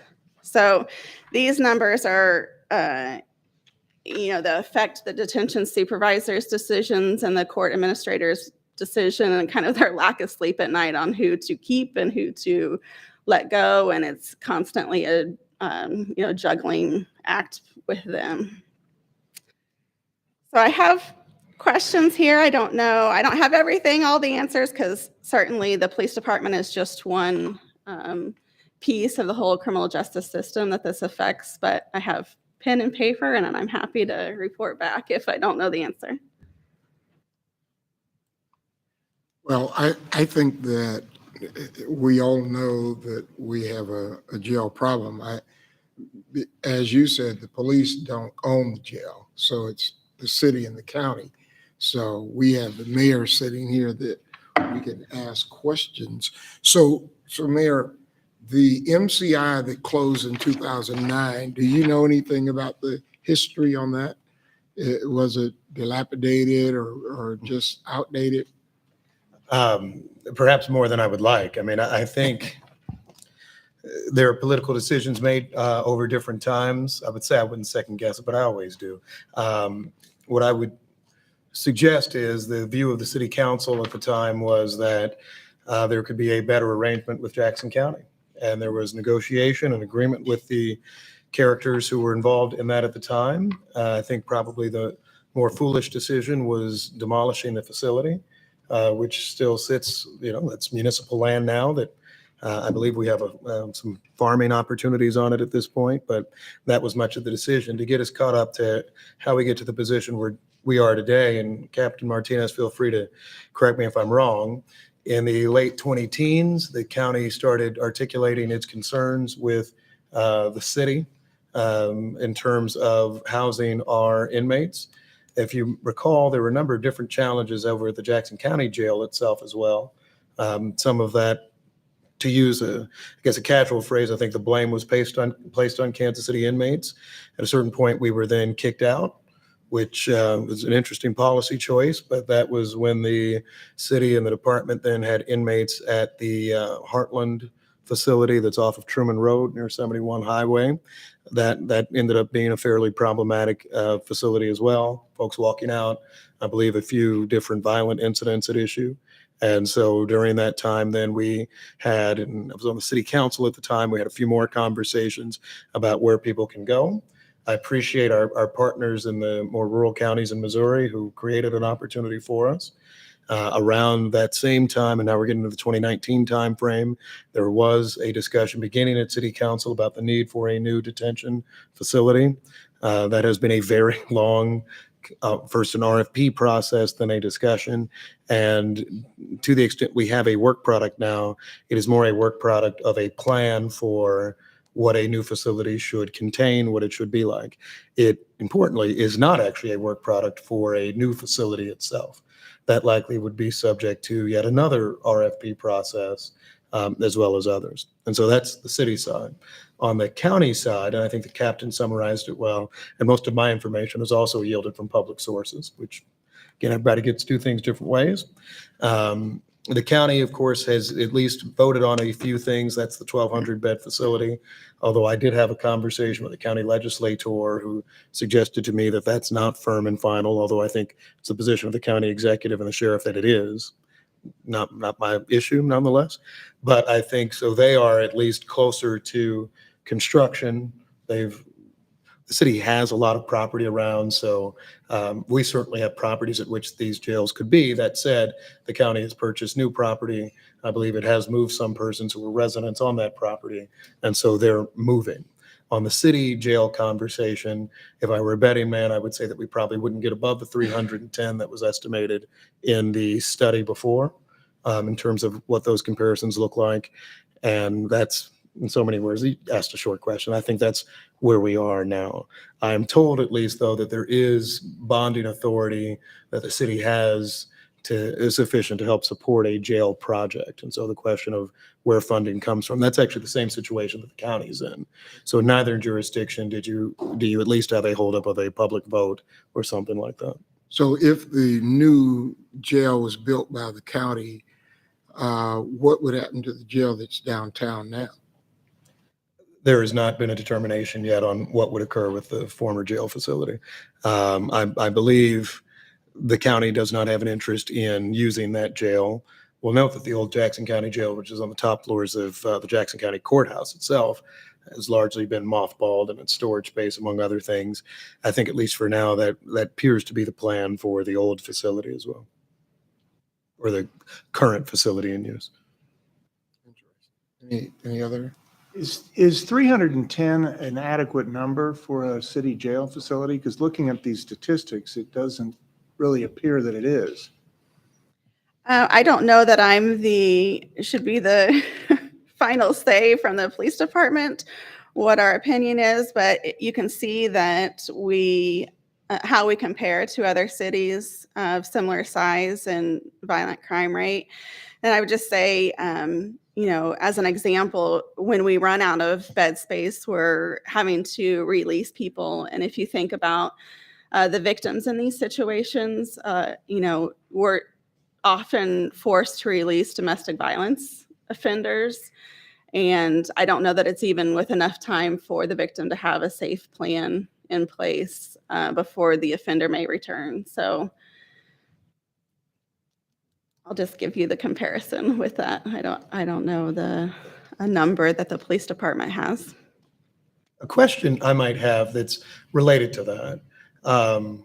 One question is what's going on in Atlanta? Because Atlanta's the really only one that would be a true apples to apples. St. Louis City is a county, so I believe those are their county facility. Well, they have the farm and then they have a jail too.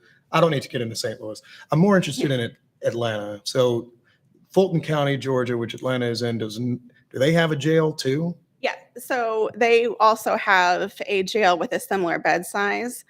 When I contacted Atlanta, the county facility was actually looking to use some of the city beds as a contract because the county was full and needing more bed space. So the Atlanta city jail is not full at 1,300 beds. That's just the capacity that they have.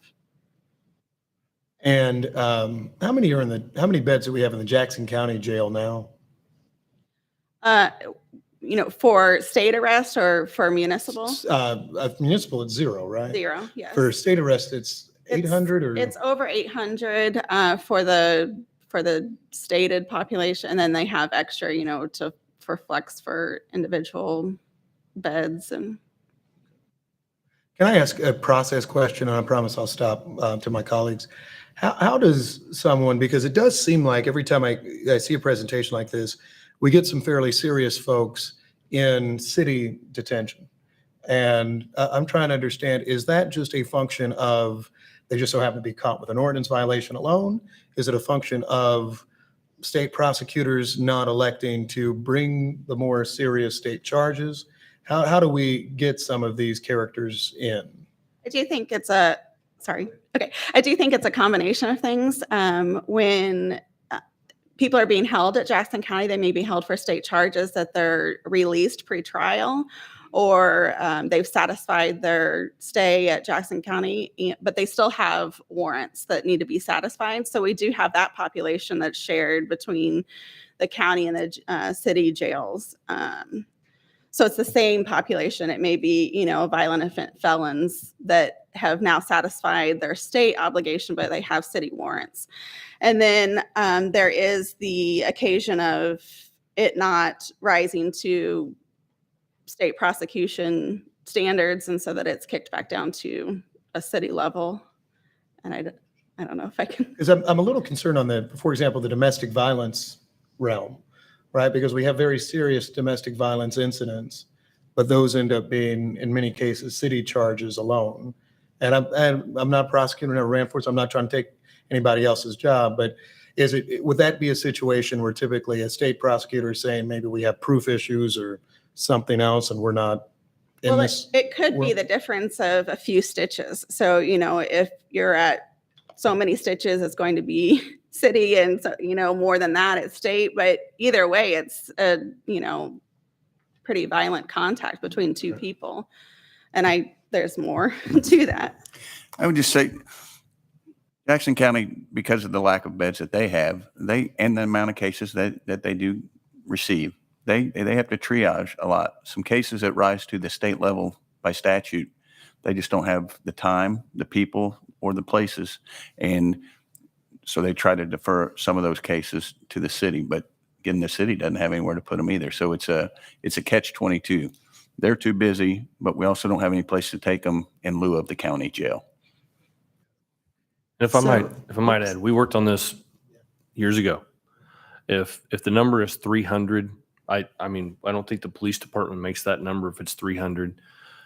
You could add 150 beds to that facility and you would fill them by other jurisdictions asking to do like we do with Vernon County.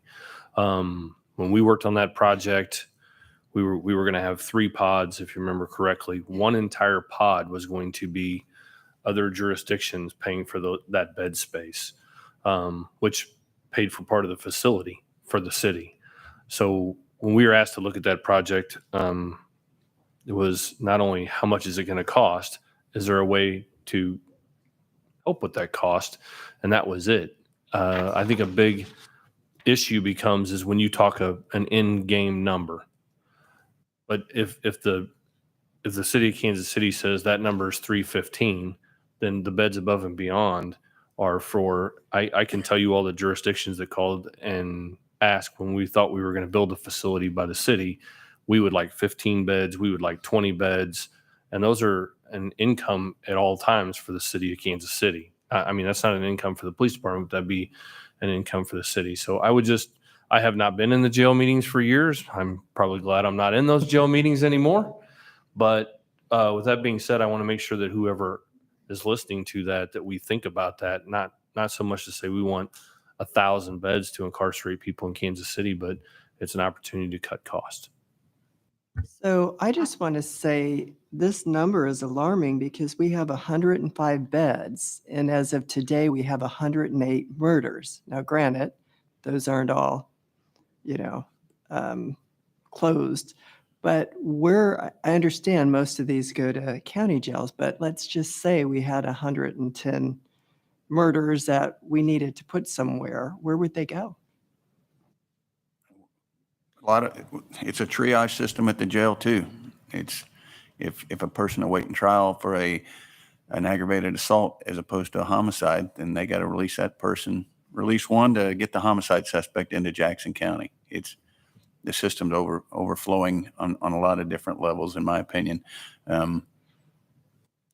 That's the Jackson County side. The city side, they're never going to be there. The homicide people, the aggravated assault, we're not going to house them in the city jail. Some actually shooting. Some of the aggravated assault punches, the stitches, like she's talking about, yeah, they can go into the city jail. But it's not that difficult, in my opinion. You can pick it. How many, we gave the numbers, how many bullet to skins we've had this year. Not all those people that we've caught are still in jail because they don't have the space to keep them while they're waiting trial. And it's a trickle down effect. Could we use more space? Yes. And the goal is not, well, I'll speak for, our goal is not to arrest our way out of this or jail our way out of this. But my philosophy is we got to look at the number of homicides. You got to look at the number of violent shootings, stabbings and stuff. And at a minimum, those people should be in jail and we should have the space to house those people. This more is the city stuff we're talking about. 305 beds isn't enough. I mean, take any given day, the amount of arrests we have, it doesn't take us long to get to that number. And that's going to be, I think we'd rather put these people in jail for these minor infractions, hold them accountable, give them the programs that we can put in place in this jail facility with the hopes of keeping them out of the big jail. Right now, there is no deterrent. A few of them go down to Vernon County. Most of them are released on a signature bond. And what are they doing when they're out waiting on trial? They're committing more crimes because they know they can't be held. We have no way to hold them accountable. And when we talk about all these programs should be incorporated into the jail system. Those people should be getting all these programs and all the offers of assistance. It's not just to incarcerate and forget about them at any level, in my opinion, but incorporate all this together and show them, all right, you made too many mistakes. I got to put you in jail for 30 days, but we're not just going to close the door on you for 30 days. We're going to show you and give you opportunities after that 30 days so this doesn't happen again. It all has to be one big picture, in my opinion. And one thing that gets lost sometimes is we might have intelligence or information that someone is involved in violent crime, or they might have a serious risk for retaliation, or it might be an ongoing feud. But if we don't have enough to make the assault case or the homicide case, we will target those individuals to get them off the streets to interrupt the cycle of violence. If we do not have a city jail, we have no place to put them for these lesser offenses to, sit them in a timeout to interrupt that cycle. And so that's why it's imperative that we have a city jail with enough bed spaces. And I think I'm sorry, go ahead. Go ahead. I was gonna say, I think in addition to that, when you have people who have hurt someone and they're released, they're back out and people see that. And that becomes somewhat of a public trust issue where why would I cooperate with police if that suspect is going to be looking at me in the face here in a matter of days? You're exactly right. And we've heard that many times. I have a smaller question. When you were talking about the people who have served their time on their state charges and they have city charges, what happens? Are they just released and then we have to take them from the state jail, the county jail, and move them to a municipal facility? Yeah, so daily we get calls from Jackson County or any of the county facilities in our area who they're ready for release from their facility. However, they've run, their name and they do have warrants.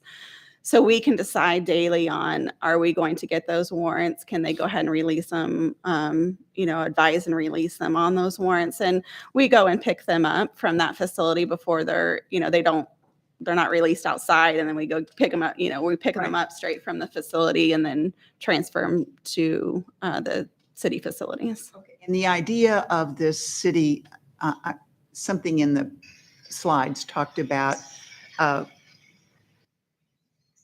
phone is just acting up, I'm sorry. About having a city facility there, like for services. Is that in order to get them to resolve the warrants before so that when they are released, they can actually get a job or, whatever it is that they have to do with the warrant? They probably just get arrested the next time they.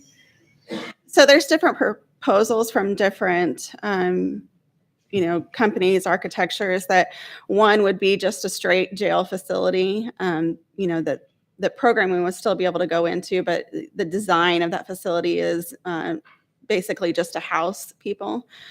And then there's been other proposals that include this more programming where, they could get their driver's license before they get out. They're set up on Medicaid.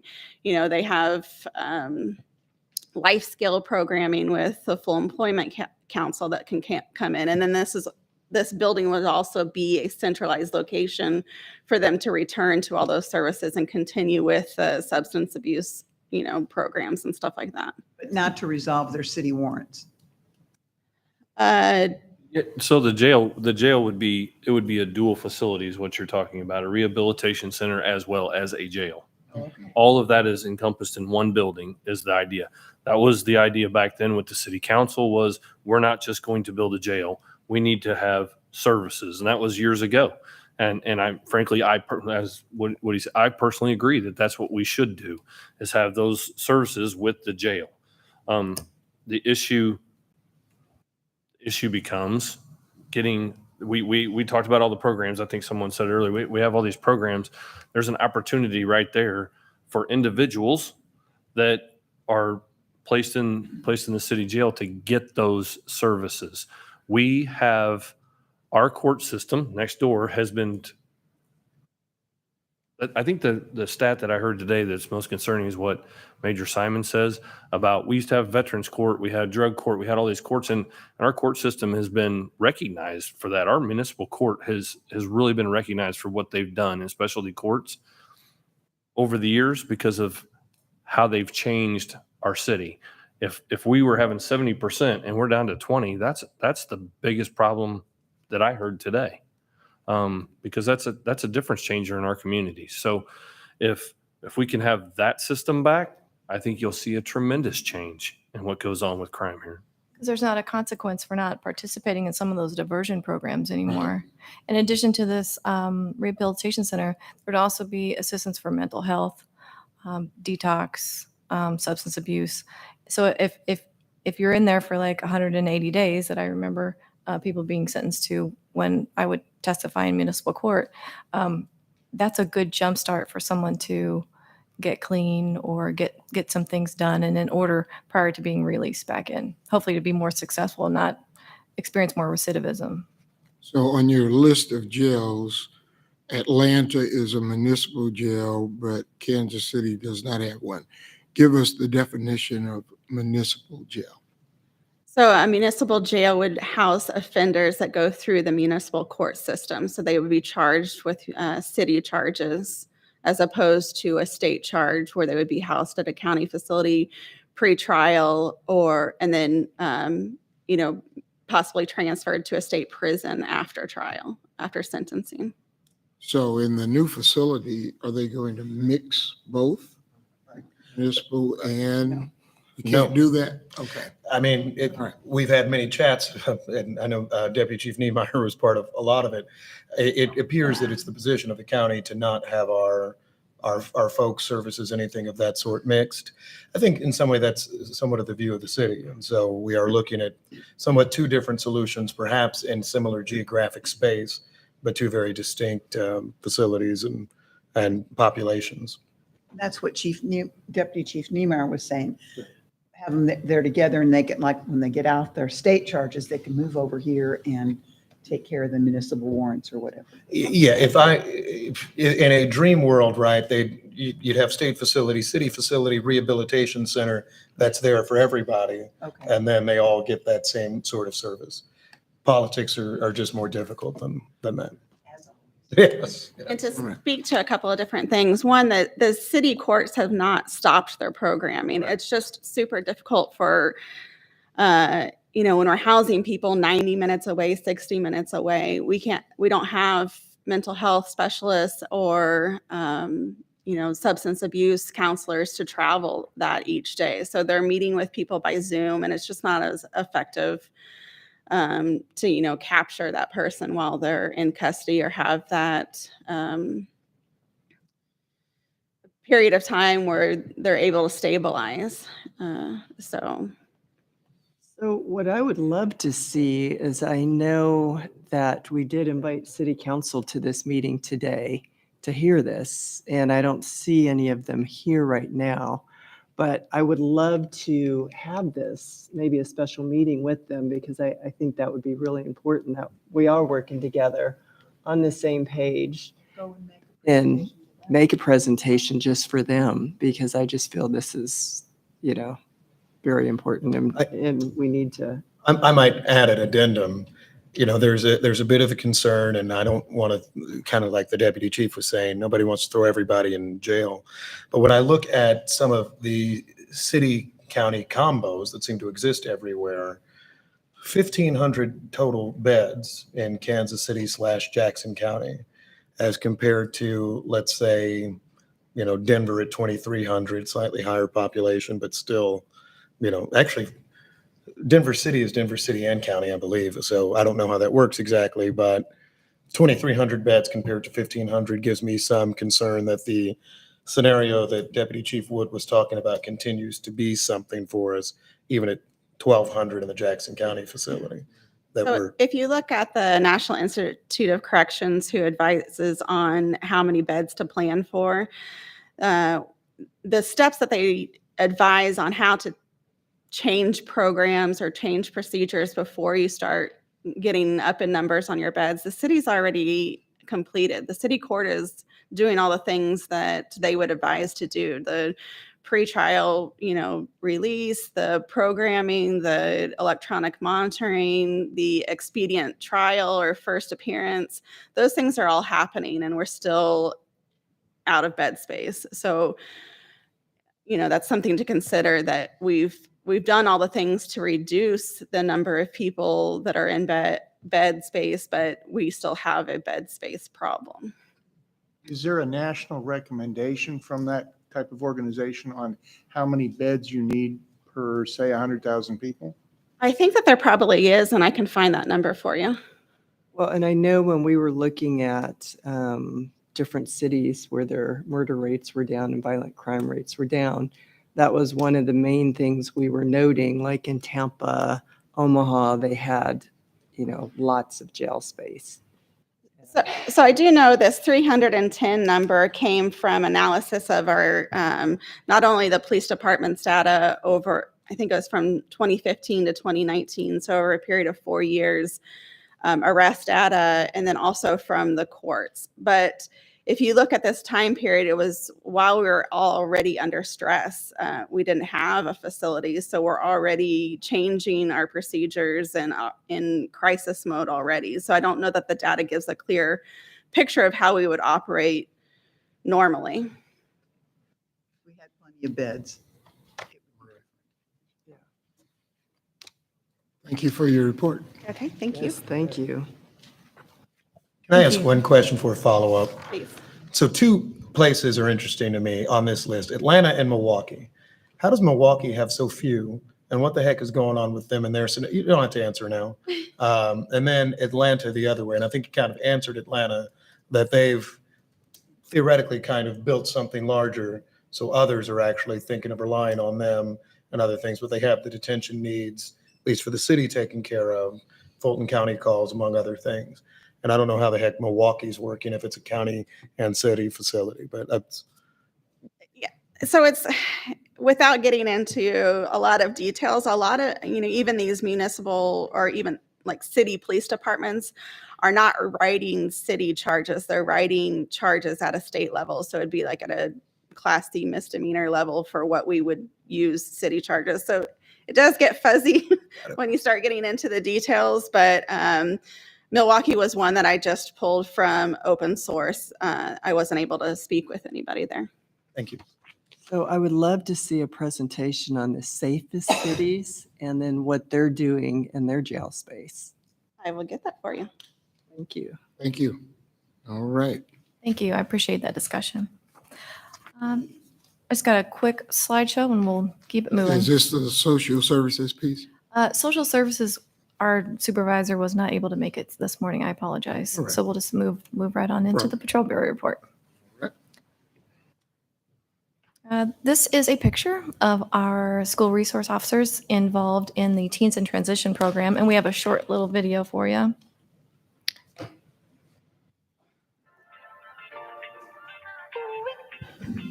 Hi, let's go.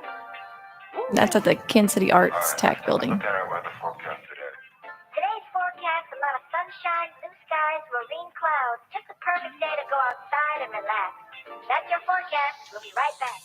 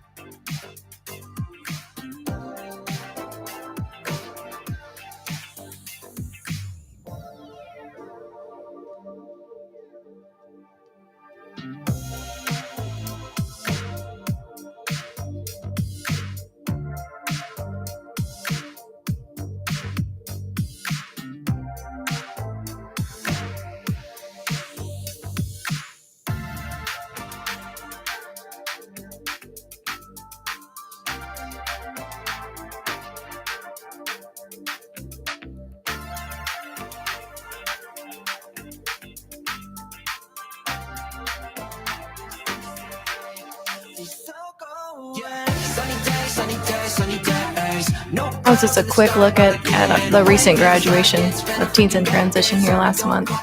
Say that a little louder. I said that was just a showing of the graduation from this past month. Teens in Transition is a 10-week program. Teens are hand-selected by our SROs. The program focuses on life skills, everything from learning how to balance a checkbook to team building and conflict resolution. Those are just a few of the many examples. And there were 20 kids in total that graduated this August from the program.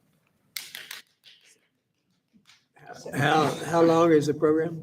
10 weeks. 10 weeks. 10 weeks. Mhm. How does this compare with what we heard about today, the OK? These are kids that are chosen by our school resource officers that they have contact with in the schools that they believe are at risk for violence. So female and male. Female and male. And Yes. any race, doesn't matter. You're right. A similar program. I mean, Summer program, yes. only 10 weeks. Right. And I think the okay is like 6th grade to Yeah, 12th grade. it's year-long. Right, years, right. a career. Yeah, and that's more of an ongoing mentorship. And this was a kiddo from North Patrol. He was very interested in being a police officer. We showed him around, put a heavy vest on him, and he happens to be the grandson of a retired Deputy Chief Roger Lewis. Lastly, we participated in the Unity Walk. It was a second annual event. The event took place on July 9th, and everyone met at the school located at Truman and Forest. From there, everyone walked from Parade to Parade Park to the baseball fields at the MLB Urban Youth Academy. The goal of the walk is for you to meet someone who looks different from you outwardly and begin getting to know one another inwardly. Ray Jarrett is the executive director of Unite KC with several board members that include Dayton Moore. There's a few partners that include A Bright Future for Kids, Freedom Hoops, Miracle of Innocence, Youth Volunteer Corps. Many KCPD members attended, and we're glad to be a part of the Unity Walk. I think there's so many great things that are happening in Kansas City, so many organizations, and I know like earlier it was mentioned, groups are doing this, groups are doing that, but I think all of us coming together and the police department being a big part of that is important. And then lastly, I have our traffic enforcement information, some of our calls for service and total crash reports. This is our 5 top high crash locations. As you can see, we go to those areas of the high crash locations to try to make the area safer by having our presence there, writing traffic violations. Citywide total crash statistics were a little bit lower than last year, but kind of right on par, unfortunately. That's a lot of the events that our traffic squads participate in. And then our response times were kind of on the mark, a little bit above a pinch, a goal of 7.5 minutes for response time to priority 1 calls. And that is our 911 calls received, dispatch, alternatively called or handled calls. Again, we're kind of on par, just a little bit less than last year. Have we met some of our hiring goals for 911 callers? I know we were 20 down. Are still that far down? Or? We're down. We just had a class, I believe it was 3 or 4 that went through. I will say we've lost a few as well to other jobs. And we also have call takers, dispatchers that want to move internally to jobs. Right. I will say it again, and I know we're going to talk about recruitment here in a minute. I've been back there. Major Hernandez has been back there. I'd like to see people not just come to the police department to want to be a call taker or a dispatcher. I want them to come here for a career. I know my first 2 dispatchers, and I know where they're at in the department. One of them now works in the chief's office, and the other one works as a crime analyst. But they started out as a call taker and a dispatcher, and I think sometimes people believe they're just going to start out in that position and be there for 25 or 30 years. And if they do, that's fabulous. But that's also a place that they can begin. So I say all that to say I know people watch and listen. Those positions can be a place you can come here and then get an opportunity to transfer to another part of this department. And we're going to do that with one of our dispatchers has been waiting a long time to transfer to another job later this month. So we kind of stayed even. That's a long way to say we're about the same as where we were before with the people we've hired, the people that we've lost. You mentioned that people are watching, and I want the dispatchers and the call takers that are watching to know we appreciate their work, and we would be nothing without them. When they call 911, you dispatchers and call takers are the ones they're going to talk to, and we can't do our job without you. And Jake, if you could go back that one slide. If you look at how many calls received, it's amazing. It is. Per month. When it says calls handled alternatively, those folks are the ones that are helping us do that so that officers don't have to respond necessarily to every single call.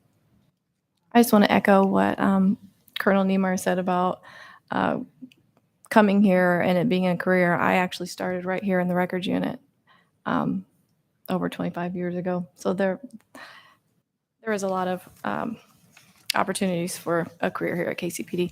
I did want to briefly address some questions that we got from the board in regard to violent crime in a specific part of our city, and whether or not we have staffing allocated to those areas. We are, I think Colonel Drew talked about it last week, that we are doing a staffing study allocation to make sure that we have the resources that are deployed in the appropriate places. In addition to that, we continue to meet weekly. I think we talked about that as far as our shoot review, and also our participation in Partnering for Peace and the other initiatives that are going on in our city. But in addition to that, our uniform officers are going to these hotspot areas. We've seen an increase in illegal firearms arrests and recoveries, specifically in East Patrol. And like I said before, we're working with many community partners to assist in that outreach.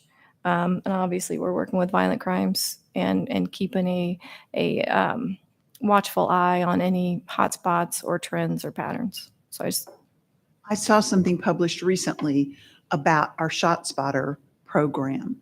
And I know that Commissioner Wagner and I asked that we look at whether we should have ShotSpotter other places or not. Do you know if we've done anything on that? it seems like we've talked about that in the past year about.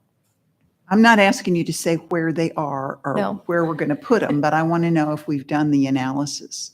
We have looked at different areas that we could expand ShotSpotter to. The problem becomes once we open it back up to purchase new units, then it's an ongoing maintenance cost that is pretty hefty. So right now it's a financial responsibility type issue. Well, I think we need to at least examine whether it's money well spent or not, whether we're accomplishing something from that and whether we should move it from one place to another and that sort of thing. And I'm not pretending that I know the answer to that. I just have the question. Right. And I mean, if you look at other locations such as Vegas, I believe they have about 25 square miles covered under ShotSpotter, but they also have extensive cameras, more automated license plate readers. So a lot of stuff goes into it.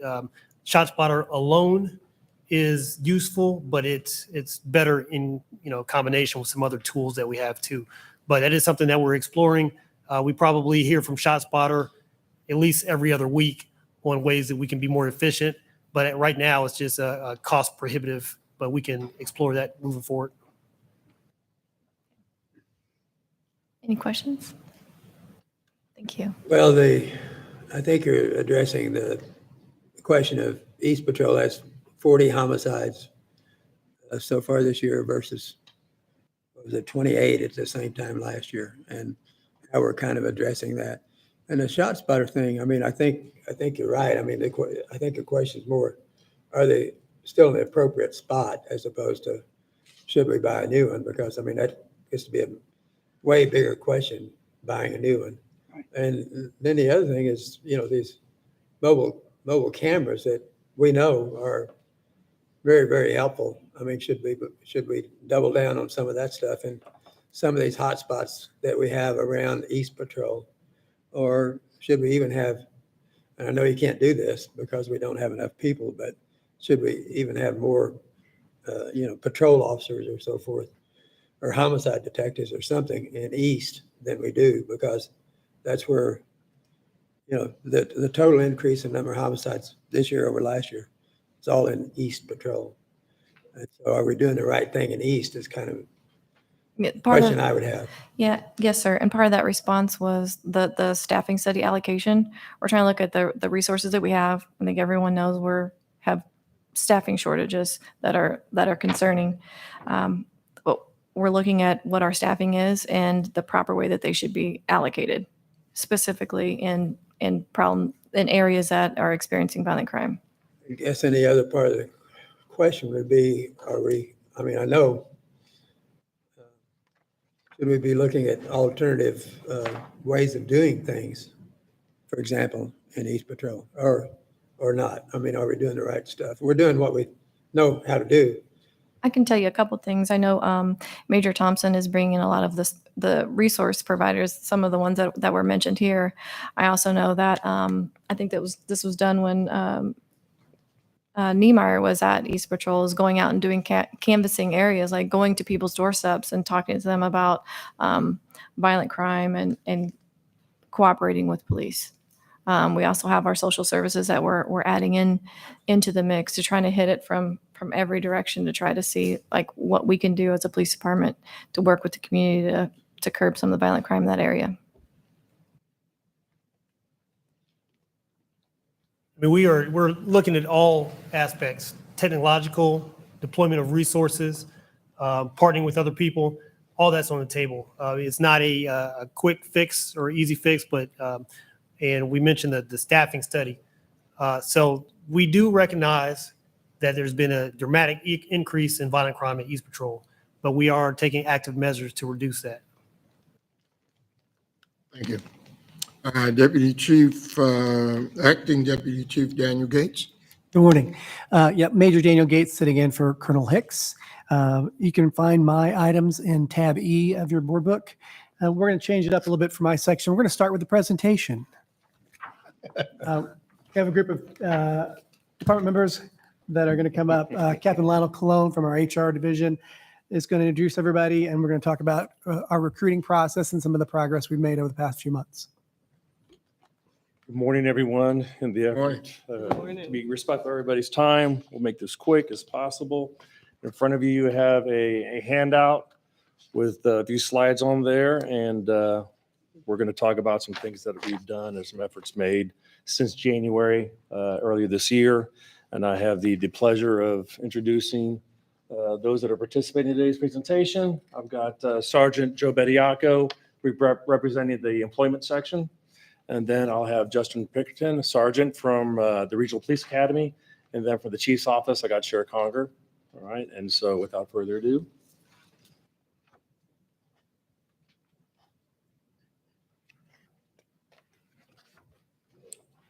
So like Captain Clone said, we just cover a couple of highlights of what we did in the sake of time. Basically, as everybody's aware, hiring is a crisis nationwide, and we're all going through that struggle. Speaking to a gentleman the other day, and he said, I have options in terms of where I want to work. So that's something we're battling also, where a lot of people choosing to work from home and things like that. And unfortunately, policing does not allow for work from home. So basically, part of to leverage the amount of people we have on the department in terms of patrol to help us get the message out, we've come up with QR cards, baseball-sized cards that have QR codes in it. Officer doesn't have to say a lot to the person. Just when they identify somebody, say, hey, I think you make a great officer. I think you work well in communication. They hand them those cards. The individual can scan the cards with their cell phone, takes them straight to the online application.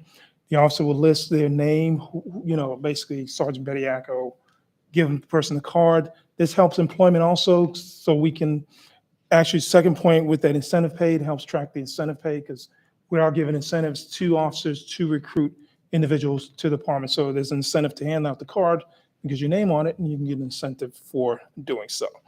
We're putting out recruitment banners and flyers at different stations. You should start seeing those come up, and basically it says we're hiring. So we're going to have them at entrance to all the division stations. Headquarters will have it also with at the academy. Off-site testing. When we went to our new vendor for our testing thing, the issue of off-site wasn't allowed. What we had to do is we had to send the vendor our dates for testing and had to be a strategic location. So we've been working with our vendor, and they're allowing us. We tried it at Fort Riley just last 2 months ago.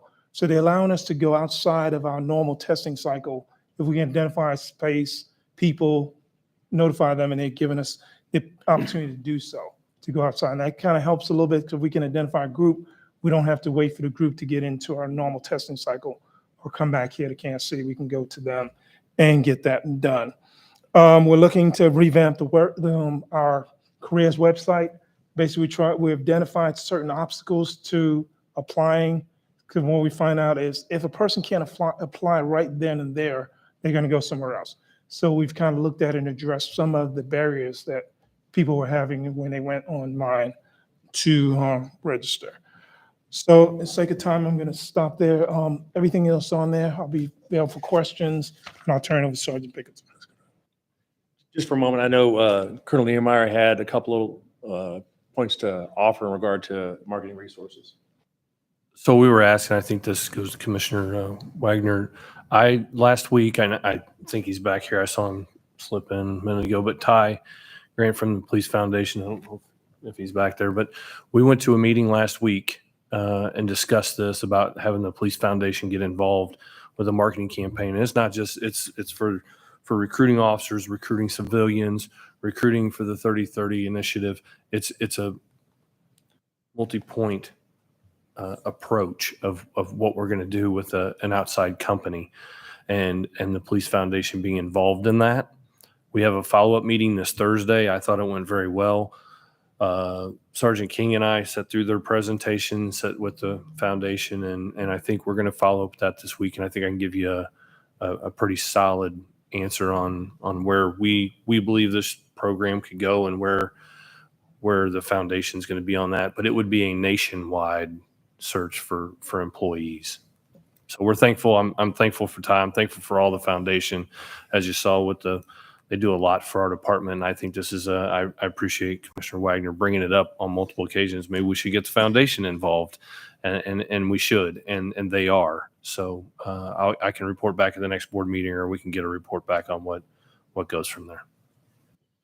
And I understand what you're saying about a nationwide, but we got a lot of people right here in town.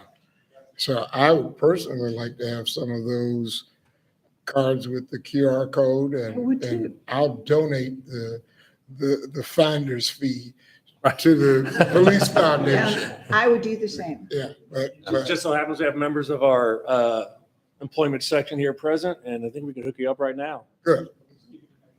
Good. Yes.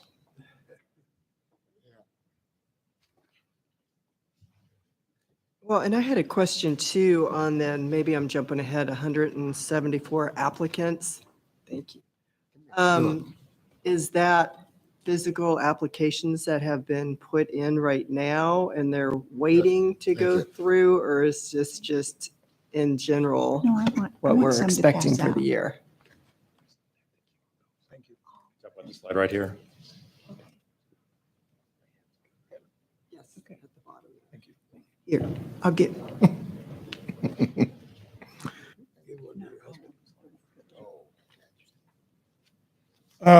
I'm sorry, I didn't hear the question. I'm sorry, I was jumping ahead. On the 174 applicants, are those applicants that have already put in That's as and of they've been today. We've gotten, vetted?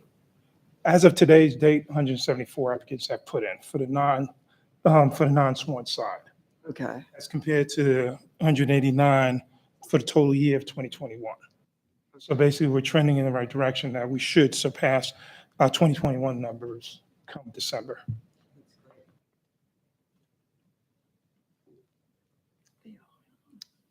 So I'm Sergeant Pinkerton. I'm assigned to the academy, and kind of my role in the recruitment section is that Joe only has two guys assigned to him. So I've come up with a supplemental recruitment group. If you guys could stand up real quick, y'all. So here we have Haley Balakowski, Jana Rumney, Sir Asha White, Chase Kuehl. And so I've tried to get a diverse people from diverse backgrounds and diverse units on the department. Haley's a new FTO. Jani's in our impact unit. Asha is one of our CAN officers, and Chase is in SNU-TAC, as well as he's a legacy kid for the department. So these are just a few of the people that I use to go out. I also have I use Kristen Barch too. I try to use prior even people that were past military. So when we go to military bases, like they're relatable. Go to colleges, like I take them. Like some of them they're not too far out of college. I'm 40 years old. It's tough. I've never done a TikTok in my life. But that's what they do. So I try to use relatable people that can relate well to whatever we happen to be recruiting to at the time, because Joe can't hit everything with only his two people. So we do try to supplement that to help him out. Right. Additionally, I'm also run the hybrid academy. So we take those academy graduates from other academies and run them through a modified academy to get them up to KCPD standards, because we go above and beyond in our training because it's important, obviously. Right. So I head that up as well. So that's kind of my role. And I would, we have one in there right now from the Warrensburg Academy. He's doing outstanding. I'll let Major Luster probably talk a little more about that. But I would anticipate very good things moving forward with our hybrid academy program. Probably 20 to 30 a year is, I would say, a minimum of 20. To be totally honest with you. And we would ultimately, we inserted Brett, who is our one from UCM, into the 175th entrant officer class. But I was late to the party in recruiting. St. Louis sheriff came and swooped up everybody. So yeah, he got me. But we view this as having where there'll be standalone classes of 10 to 15 that don't have to go all the way through our whole curriculum. They've already got a good chunk of it. So we just get them up to KCPD standards. Good. TikTok is fun. Get with me. I'll show you some things. So I have a question too. I know in the past meetings, we've been talking about how difficult it is in, this time to recruit people. And we've been talking a lot about retention.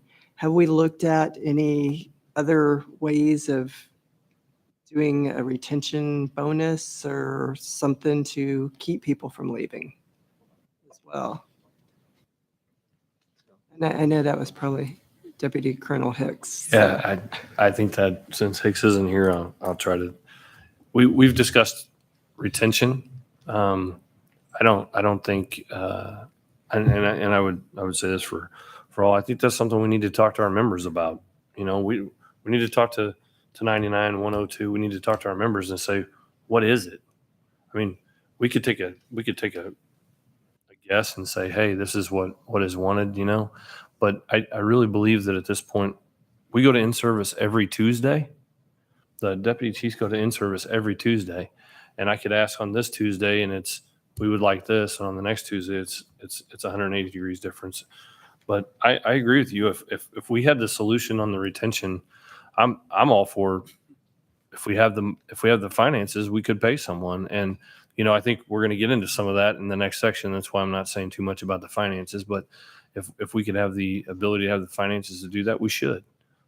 Which will come back with whether we call it longevity, whether we call it hazard, whether we call it anything else. So, but I'll get into the discussion of that under my section. So I think I'll hit it there. Thank you. I didn't mean to jump ahead there. I know that's part of the whole picture. We don't want to lose anybody, and we need lots of new people. And I know when I did a ride-along a few weeks ago and did some roll calls, a lot of the young officers were all on their phones trying to recruit people. And I think this is huge. I think if we get this out to them, they're hungry to help. And I think that's a great start what you're doing. So hopefully, like you said, a few TikTok videos and we'll be on our way. We do work hand in hand with our media unit as well. And so they're part of our revamped process as well, trying to expand our footprint in social media and different platforms. And that's part of what the marketing part was. What I was talking about with the foundation, they can market right here in Kansas City. They can market in other cities or wherever. Like St. Louis came in and swooped in and took all of our folks. There's a way to do that, but I think that this group, and I'm not speaking for that group because I'm part of my own little portion. But we need a short-term plan. We need a midterm plan. We got to have a long-term plan when it comes to recruiting. We have to stop what's happening. And then we all know, we've discussed it forever. It's 9 months to a year before whatever that recruit becomes a part of this department. So whether it's retention, whether it's laterals in the midterm, or whether it's full classes, we have to have a comprehensive plan to make this work. And in all reality, it's going to be a few years before we can catch back up. As you'll see in your slides, we've got several pages worth of information regarding target events, one of which Sheriff Conger is going to provide some information now regarding hers. Good morning. So on January 28th, the Kansas City Police Department hosted our first community job fair. This job fair not only encompassed the police department hiring, but also other businesses in the metro, because let's all be honest, not everyone can or wants to work for the police department, but they shouldn't give them not an opportunity to find employment. So this job fair was at Scottish Rite Center. It lasted all day long. And I'll just give you some quick numbers because in September, I'm going to be giving a bigger presentation about further job fairs that we're having. So overall, Kansas City Police Department got 17 interested parties to sign up to get more information and to eventually apply. I don't know if any of those people have applied yet, but that 17 were people interested. And out of those numbers, 4 of them were for fleet and 7 were for communications. So we're starting to, at the job fair, we don't just have a sworn table. There's a table for fleet, there's a table for parking control, there's a table for communications. So if you come in and you don't want to be a sworn officer, but you might want to be a dispatcher, you can actually talk to dispatchers and learn more about the position at the job fair. So, and every business that I talked to, there were 32 other businesses in the metro that were also there. They all accepted at least one application. So overall, we're helping the community. The next one's in October, but next month I'll have a much bigger presentation for you. You have another fair in October? October And 21st. it's going to be where? Colonial Presbyterian, located at Bannister and Warnell. And then the third one will be in the Northland, somewhere up north in early spring. No questions? I will step back. Any more questions for my subject matter experts? If not, Mayor? Go ahead, sir. I just wanted you to describe that 30 by 30. I'm Female employees. 30.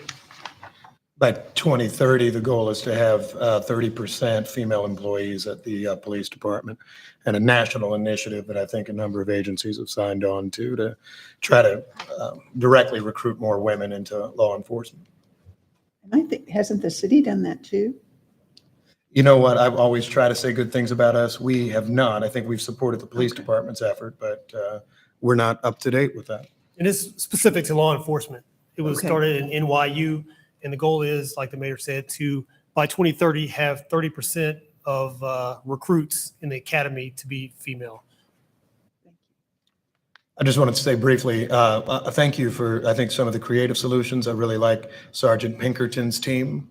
It makes me think about watching 21 Jump Street or something, a bunch of different folks together to solve crimes, something of that sort. But I do want to make sure you all know to ask any of us. I liked the list of things that you had that was just on the screen, but that speaks to whether it's, say, Councilman Ellington's thing, which may be one crowd, right? Something somewhere else, letting everybody know that there's a career in law enforcement for you in our city, I think is exceptional.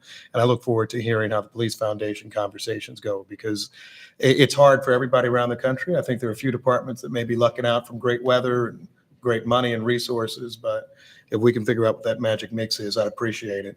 And the other thing, and nobody has the answer to this, we deal with this at the city, it's kind of where are all the 20-somethings, right? Where are all the people that could fill it up? How do we get them into this? And so I look forward to learning more from you all as you have those chats. Thank you all for your help with the presentation. I look forward to Sergeant Pinkerton's first TikTok video. Back to the presentation under department strength. As of July 31st, 2022, the department had 1,667 employees as compared to 1,697 the same time in 2021. Currently, law enforcement staffing, we have 1,152 officers, which compares to 1,185 in 2021. The current 1152 number includes 36 academy recruits. Department-wide, we have a total of 207 current vacancies, both law enforcement and non-sworn. Also, moving on to online reporting. Our online reporting has continued to advance. In June, we had 704 online reports that were filed. In July of this year, we had the number went up to 759 online reports. So the number's improving. We hope to see more of that and kind of more alternative handling of calls and relieving some of that pressure on our officers. Now that concludes my report, unless you have any questions. We're short. How many officers again?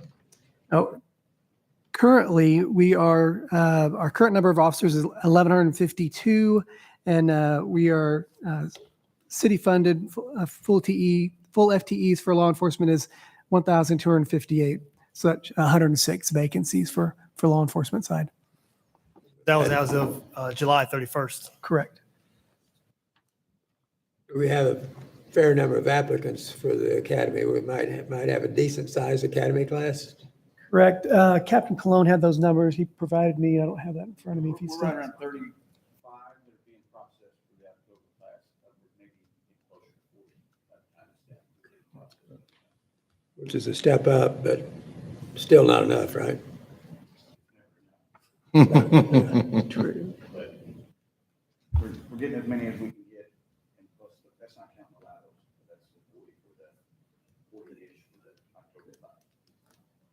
We just graduated with, what, 18 new ones, so that's exciting. Want to see those numbers go up. You have 18 were graduated last Thursday. Thank you all. All right, thank you. Deputy Chief Doug Nehemiah.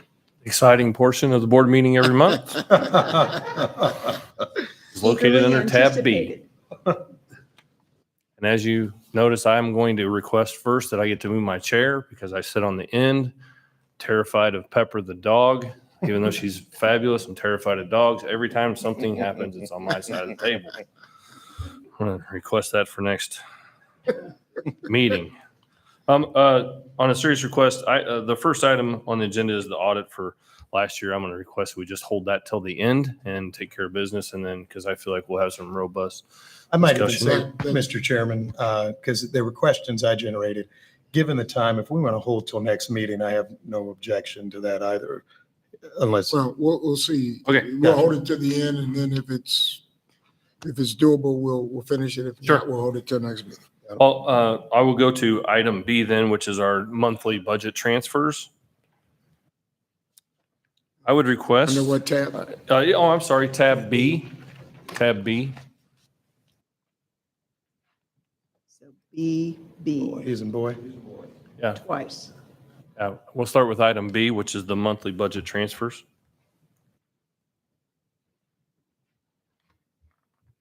I move approval. Second. Need a second? All right, it's been moved and second. All in favor by side of aye. Aye. Opposed by no. Ayes have it. Item C is the Motorola dispatch consoles. This is the Real-Time Crime Center has requested the purchase of 5 Motorola dispatch consoles for a total of $395,000 or $697,000. Geez, can't speak, and 82 cents. These consoles are consistent with what we have in our communications unit. These consoles will allow our real-time center detectives to be able to communicate directly with the officers as they are watching things in real time on cameras, listening to the radio. This will be purchased using Operation Legend funding, and I would request the board's approval for that. So before we do that, there are 2 different things in the proposal. I saw one that said 5 or 6 consoles. And it looked like it was cheaper to get 6 than it was to get 5, because 5 said $395,697, but it said you could get 6 for $384,859. And I should have jotted down what page, and so I didn't know if that was a typo or, but I'm like, hey, get the 6 if it's cheaper.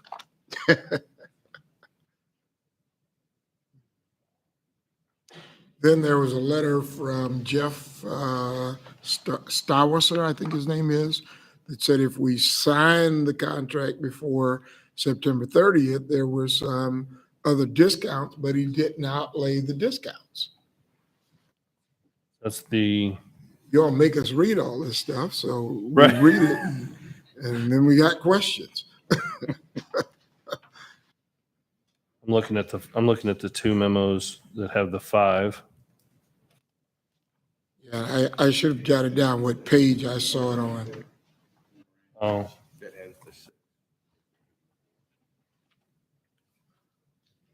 Sergeant Lamont.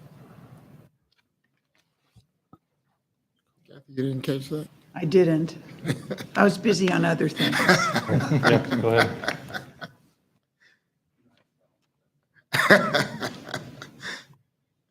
I can help She's answer always that. my checker. She checks me. Captain Heinen Yes. can help answer the backside of this question. Okay.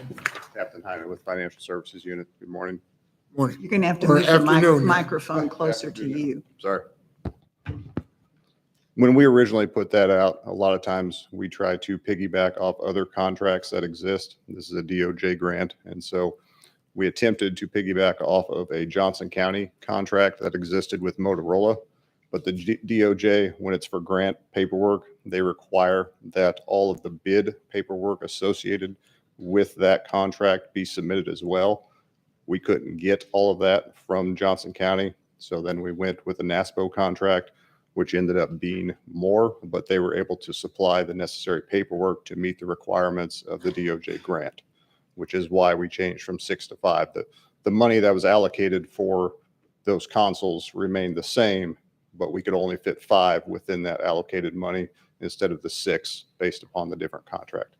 And then what are the additional discounts if we sign before the 30th? Are you familiar with that? Yeah, I think we're still good on those discounts. We just needed to get it to this board meeting so we could get that rolling.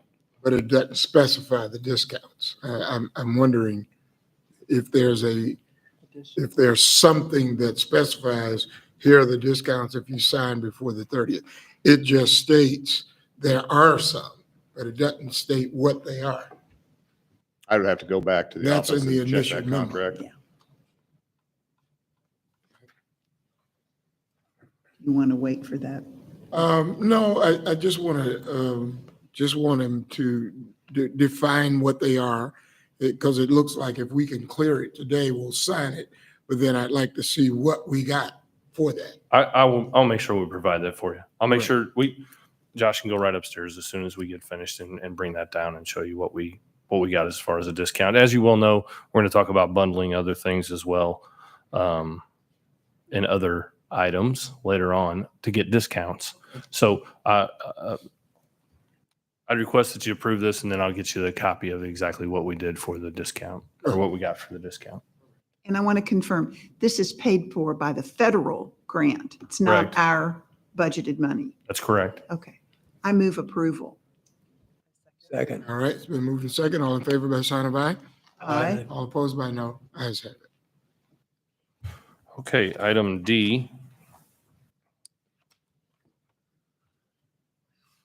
is the MCSAP 2022 grant. This is the 26th year for this grant. The grant is for $979,998.48, of which 95% of that is federally funded. The grant period runs from July the 1st, 2022 through June the 30th, 2023, and I would request that the board accept these grant funds. I move approval. Second. All right, it's been moved and second. All in favor by sign of aye? Aye. All opposed by no? Ayes have it. Item E is the Traffic Services Grant Awards for 2022-2023. The Traffic Services Grant is for a total of $681,556, with a local match included in that, which is $70,414. This grant period will run from October the 1st of 2022 to September the 30th of 2023. And we have been receiving funding from this since 1982. I would request that the board accept these grant funds. And the local match is our budget. We would come out of our budget, right? Correct. I move approval. Second. Been moved and approved. All in favor by sign of aye? Aye. All opposed by no? Ayes have it. And my last item is the proposed fee schedule for this year. I know last year we had quite the robust discussion about that as well. So hopefully I'll be able to explain that. I think that was one of my first board meetings as a deputy chief, and so I will be well versed on this one. Every year, the department must review their fee schedules in accordance with the Missouri Constitution and the Missouri Revised State Statute. The majority of these fees remained the same. However, those fees that did change were due to the changes in salary and benefits of our employees and how we calculate to provide those services. And the second reason is the increase of cost of materials whenever it came to things like uniforms or other items. The entire fee schedule is listed in the board book. If there's any questions, I can answer those. If not, I would request that the board approve this new fee schedule. I have a few questions. The first Okay. of which is at a time where we're having trouble getting folks signing up as recruits, was there any discussion or consideration of not increasing fees, certainly as to tuition for police academy, but also it seems that there are additional costs for range usage, among other things. I mean, is there Those, a, sorry, Mayor. go ahead. That's not for our department. That's No. for outside for- agencies that we are instructing. So any outside agency that comes to our regional police academy, it costs us more for our instructors. It costs us more for our uniforms to supply them. So that cost is a cost that a jurisdiction that would like to send 2 recruits, they would have to pay that amount. Copy. So we are just trying to recoup what we're spending. And that's going all to the departments rather than, say, the Raytown recruit or something of that So if sort. Raytown wants to place a recruit in our academy, this is the cost. Copy. Thank you. And then on the other fee areas, because it seems, so we're saying it relates to salaries. Is it just that we looked at pure staffing costs this year has increased and that leads to, for example, report production and that sort of thing? It would be in that area. So if, and did you say reports? I'm hard of hearing. Yeah, I mentioned reports. Okay, so if the records unit, you take that group of folks that work in that unit, calculate what it costs. That's how the fee schedule is produced, if that makes sense. Yeah. But if you get past the first few pages, the first 3 or 4 pages, you can see the list, the entire list of different proposed fee schedules. I think the ones that went up are highlighted. So for the most part, our fees did not go up in comparison to what many things are happening in the United States right now. Ours for the most part stayed the same.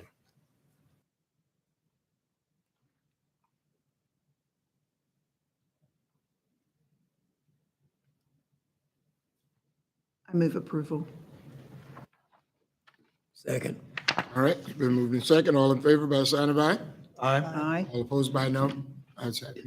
The only other thing I was going to mention before we get to the audit is, and I don't think we've had a board meeting since, we had Officer Vasquez from the North Kansas City, Missouri Police Department die in the line of duty. He was an employee of ours for almost 2 years at East Patrol Division Detention Center. A lot of our department members knew him.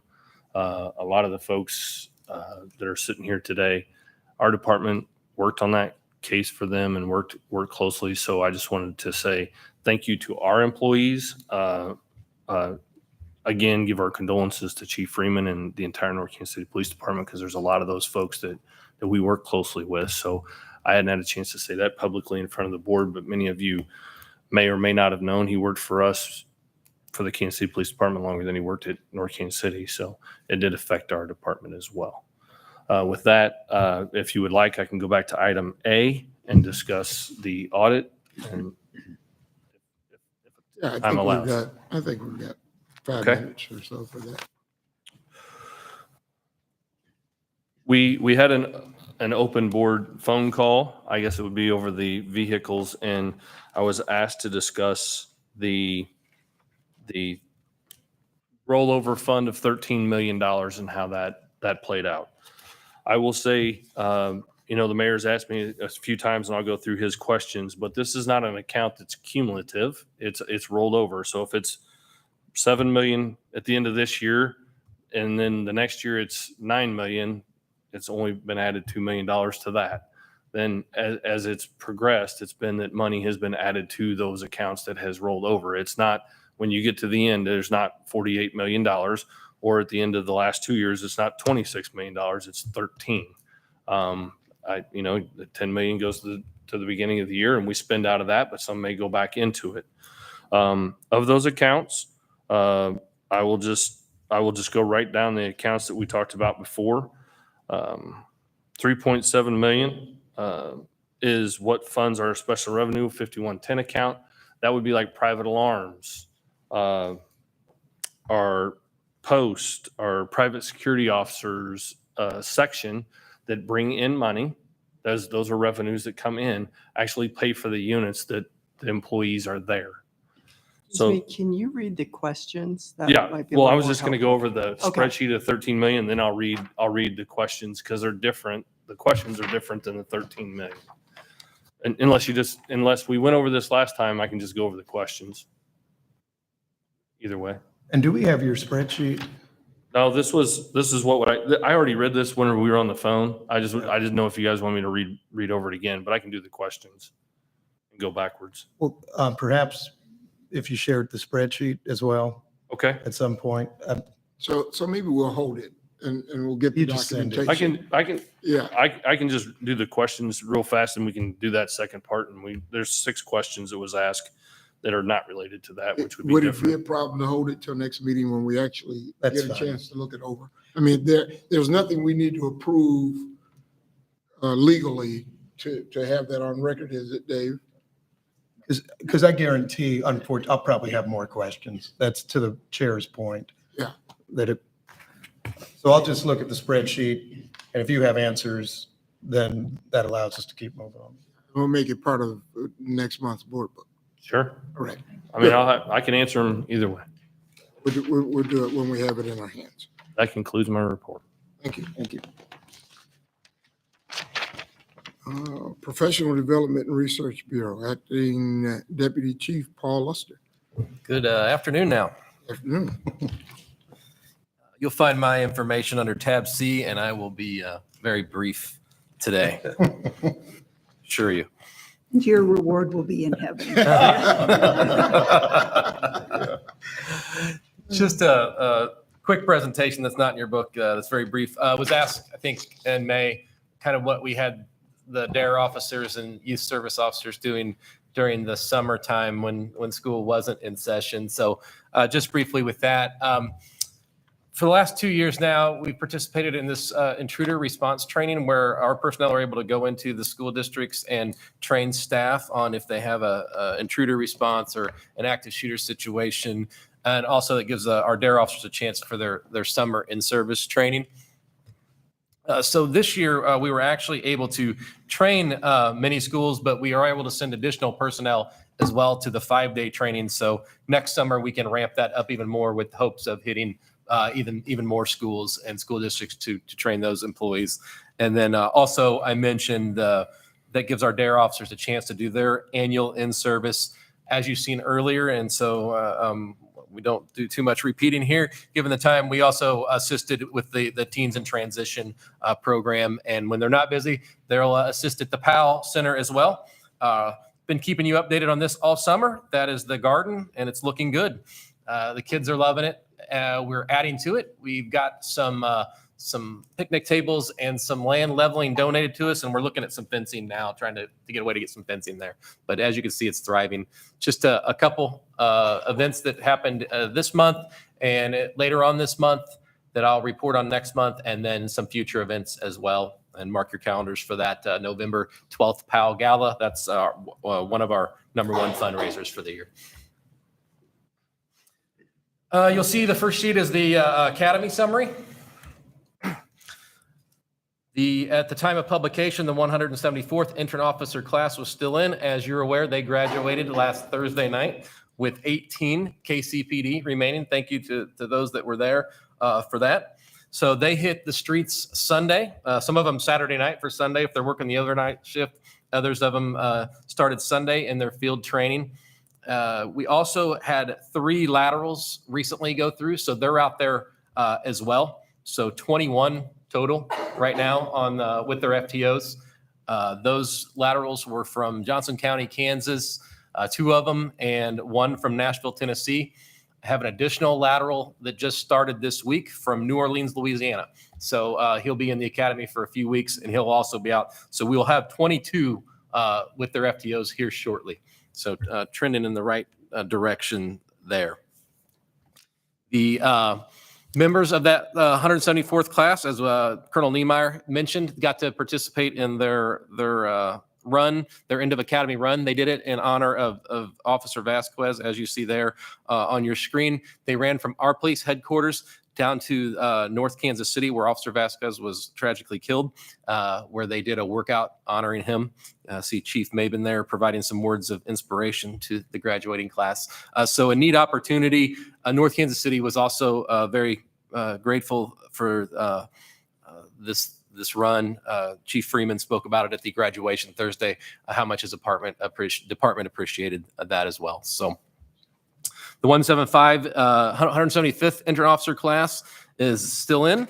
They started in May. They'll be graduating on the 23rd of November. There's 17 KCPD remaining in that class. We have had a couple of those are injuries and academic issues, so those will be recycled into the October class. So not a total loss on them. We've kind of focused on being able to recycle those when we can. So one thing also to speak to when we talked about kind of the new innovative ways for recruitment relating to the October class, we have been able to start something we've never done before, where we have several members that are going to be in that October class that wanted jobs. So they are in our records unit right now. They started within the last couple of weeks, filling in, helping out in our records unit, and then they'll be starting the academy in October. So something we hope to continue as we talk about innovative ways to recruit of, hey, I need a job now, but the academy doesn't start till October.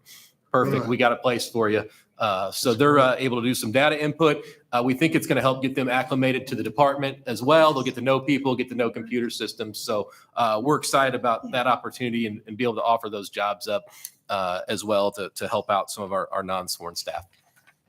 Great idea. Only one policy for you, Project 1404, which is the college incentive program. It was a normal 5-year review. As you could see, very minor changes, just really some efficiencies catching up with the times. We had some old things in the old policy about mailing things with actually stamps like we used to do. This is just shading some of that for electronic means with some email and streamlining that for our members. So if you don't have any questions, we'd recommend approval on the What tab was that under? I'm sorry. tab C. And item B in tab C is the personnel policy college incentive program. I move approval. Second. Moving in second, all in favor by sign of aye. Aye. All opposed by no. Ayes have it. Hopefully that was brief enough for you. And if you don't have any questions, I'll be step away here. And I have your answer for your savings was $39,664. Good. Thank you. All right. Office of General Counsel, Ms. Holly Dodge. Good afternoon. I have the summary under tab G for the private officer licensing unit. If there's no questions, I'll proceed to each of the 3 under review. Under A, it's our recommendation for denial of license. So moved. Second. Moving second, all in favor by sign of aye. Aye. All opposed by no. Ayes have it. Under B, our recommendation is revocation of both. Move approval. Second. And moving second, all in favor by sign of aye. Aye. All opposed by no. Ayes have it. Under C, our recommendation is revocation. Move approval. Second. And moving second, all in favor by sign of aye. Aye. All opposed by no. Ayes have it. If you don't have any further questions, I thank you for your time. Thank you. Started at the end. Office of Community Complaints, Director Merrill Bennigan. Thank you. Public comments, Ron Hunt, followed by Rachel Thomas, followed by Steve Young, followed by Cheryl Ferguson. You have 2 minutes each. Is Ron gone? All right, Rachel Thomas.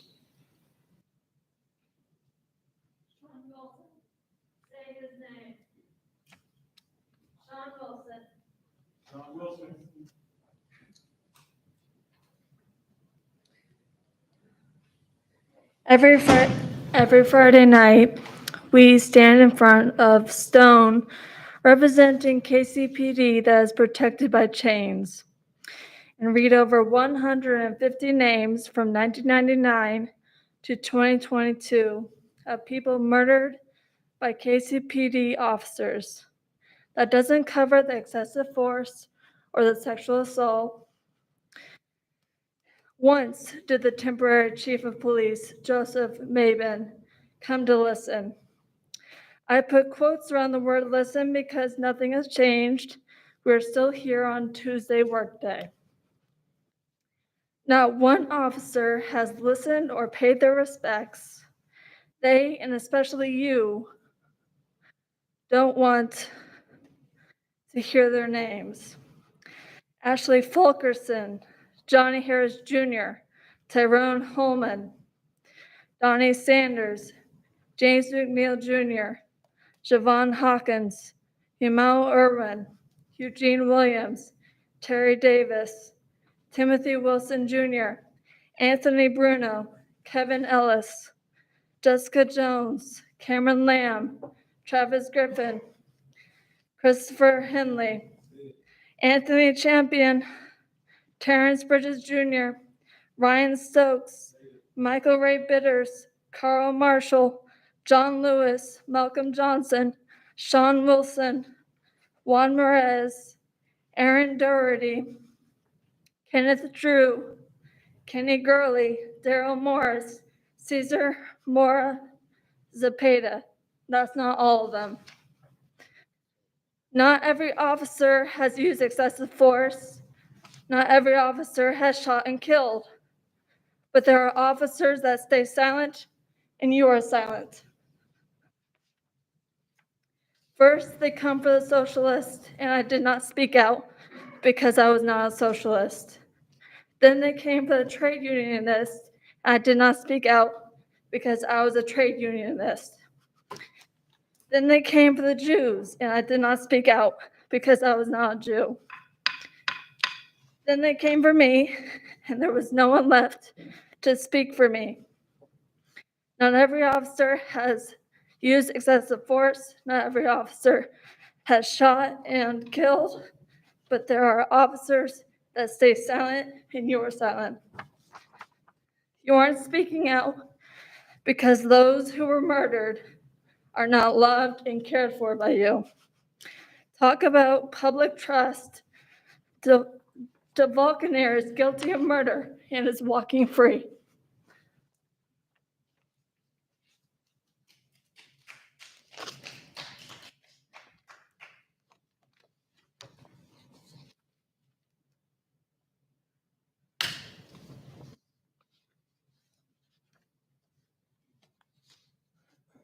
Steve Young, founder of Friday Night Protest, KC Leap, the Kansas City Law Enforcement Accountability Project.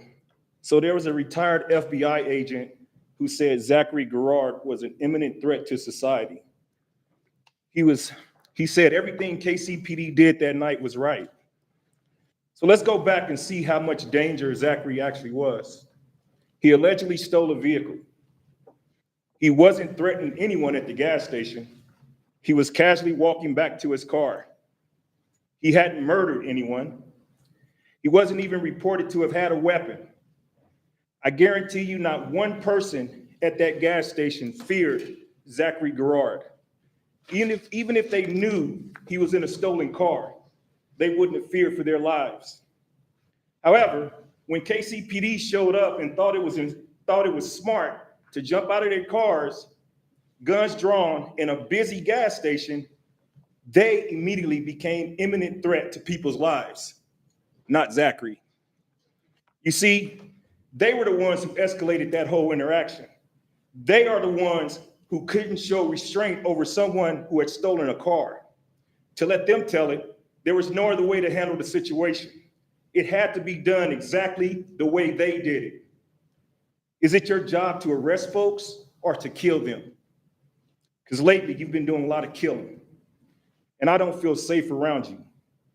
It makes me think that arrest wasn't a part of the plan that night. The way these cops rushed the car, you would have thought Zachary was accused of a mass shooting. But no, he just stole a car. Zachary should be alive today, waiting for his day in court. Instead, his life was taken by police who looked like they didn't know what they were doing. A bunch of Keystone cops is what I saw in that video. Their actions put that man's life in danger, and they took it. Chief, this is a perfect video to train your cops on what not to do in that situation or in a situation like that. But I'm sure, hold on, but I'm sure you would not say anything. But yet you want us to believe that you care. Remember, there was an incident that happened right there at that same scene that wasn't reported. You're supposed to self-report those things. I told you, and it's gonna come out.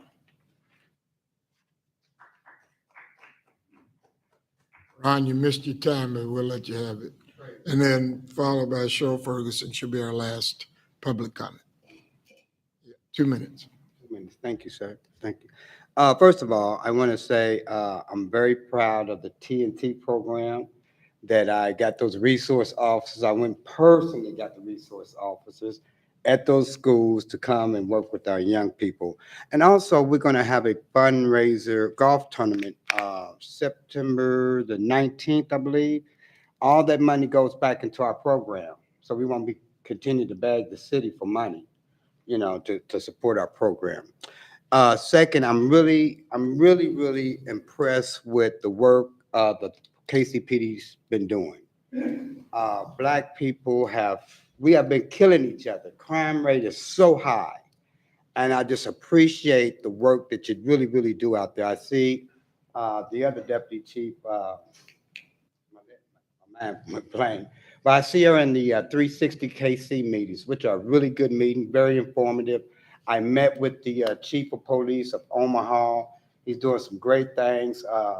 Deputy Chief Doug, and I've been kind of sharing some information. So I'm really optimistic that we can have a better city. I mean, no matter, Mayor, where you send your people at, down in Mississippi or Timbuktu, if they don't have a relationship with the people here, we're wasting our money. We're wasting our money. You get to know the people that you live with.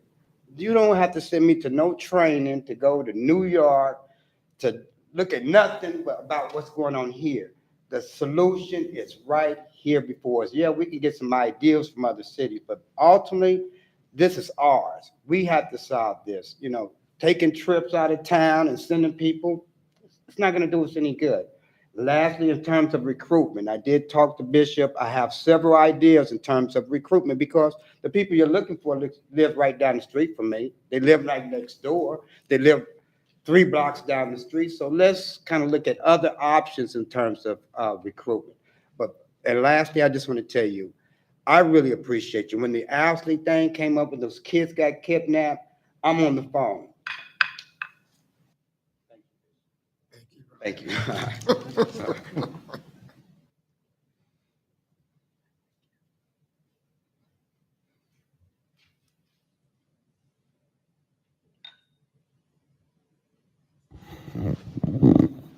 Good evening.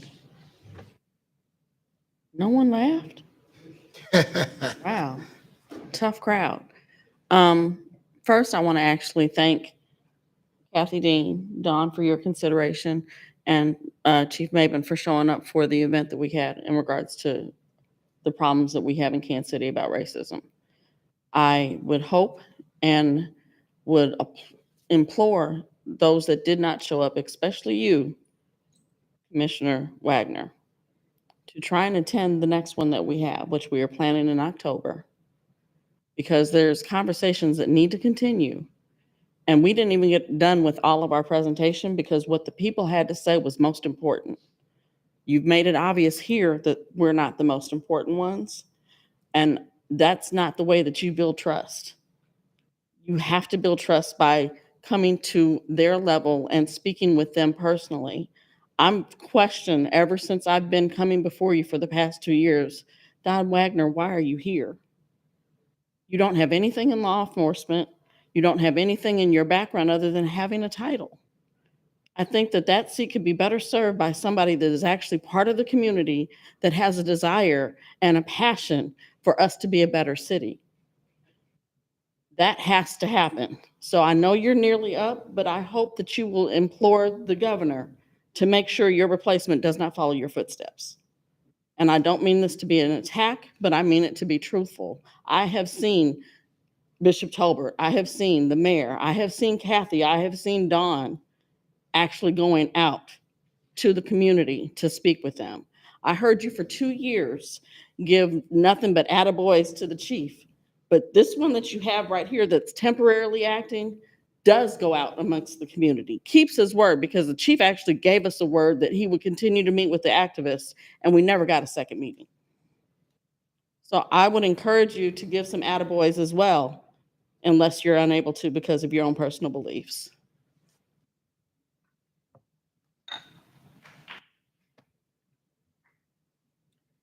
Chief Maven, general discussion. Normally, I use this time to discuss a national crime trend or a new program that we have on the department.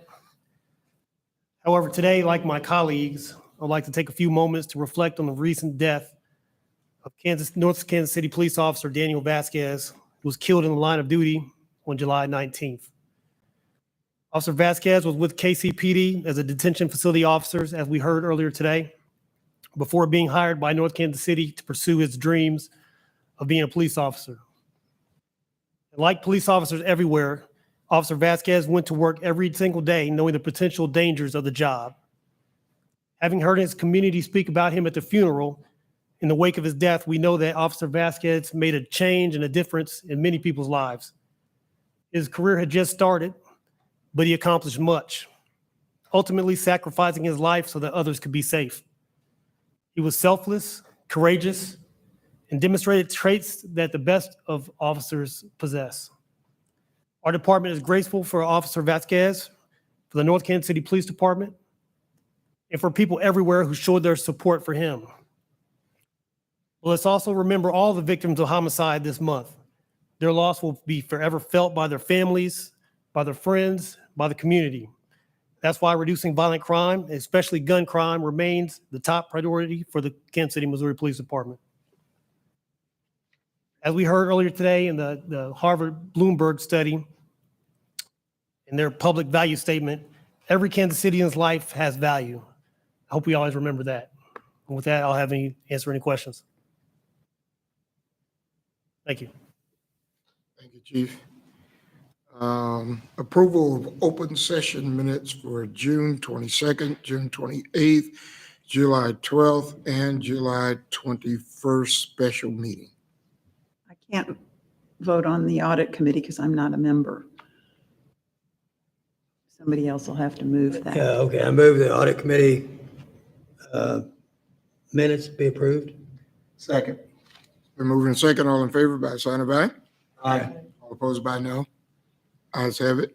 I move approval of the other three, the June 28, July 12, and July 21. Second. We're moving second. All in favor by sign of aye. Aye. All opposed by no. Ayes have it. David Kenner, anything? I've got nothing at this time. Thank you. Mayor Lucas. Very briefly, I just want to say thank you. Perhaps attaboys aren't always good, but sometimes it's good to recognize when folks are working hard. Some of the presentations today, I want to particularly single out Captain Martinez, who I don't believe I even know that well at all. She has attended a number of meetings with the city. She's been with city council. She was at a very hot and raucous city council meeting last week to talk about what are very real issues. And even where the viewpoints may be different with organizations, information is always helpful. I thank you and the others who spoke today. You finished? That's all. Caught me off guard. Commissioner Don Kramer. Again, I just want to echo the great work everybody has done. And I think it's imperative with the jails and everything else that we work together for a solution, because I love Kansas City. I think it's a great city, and I think the people are great. And I think, if we have more of a solution as far as the jail system, that will help with people thinking twice and being a little more accountable. Thank you. Commissioner Wagner? Nothing further. Thank you. Commissioner Kathy Dean? Nothing. Thank you. I just want to mention that I got a email from our search committee, and Gary Peterson has outlined some procedures that the search committee is doing. Our initial search for the first review of applications will end on September the 5th. So if there's anybody who is viewing this telecast or in the building and you want to apply for the Chief of Police of Kansas City, you have until September the 5th to do so. And so that completes all that I have. And so I guess we need to vote to go out of open into close, or go out of open and then into close. So moved. Second. Lucas, aye. Wagner, aye. Dean, aye. Talbot, aye. Kramer, aye.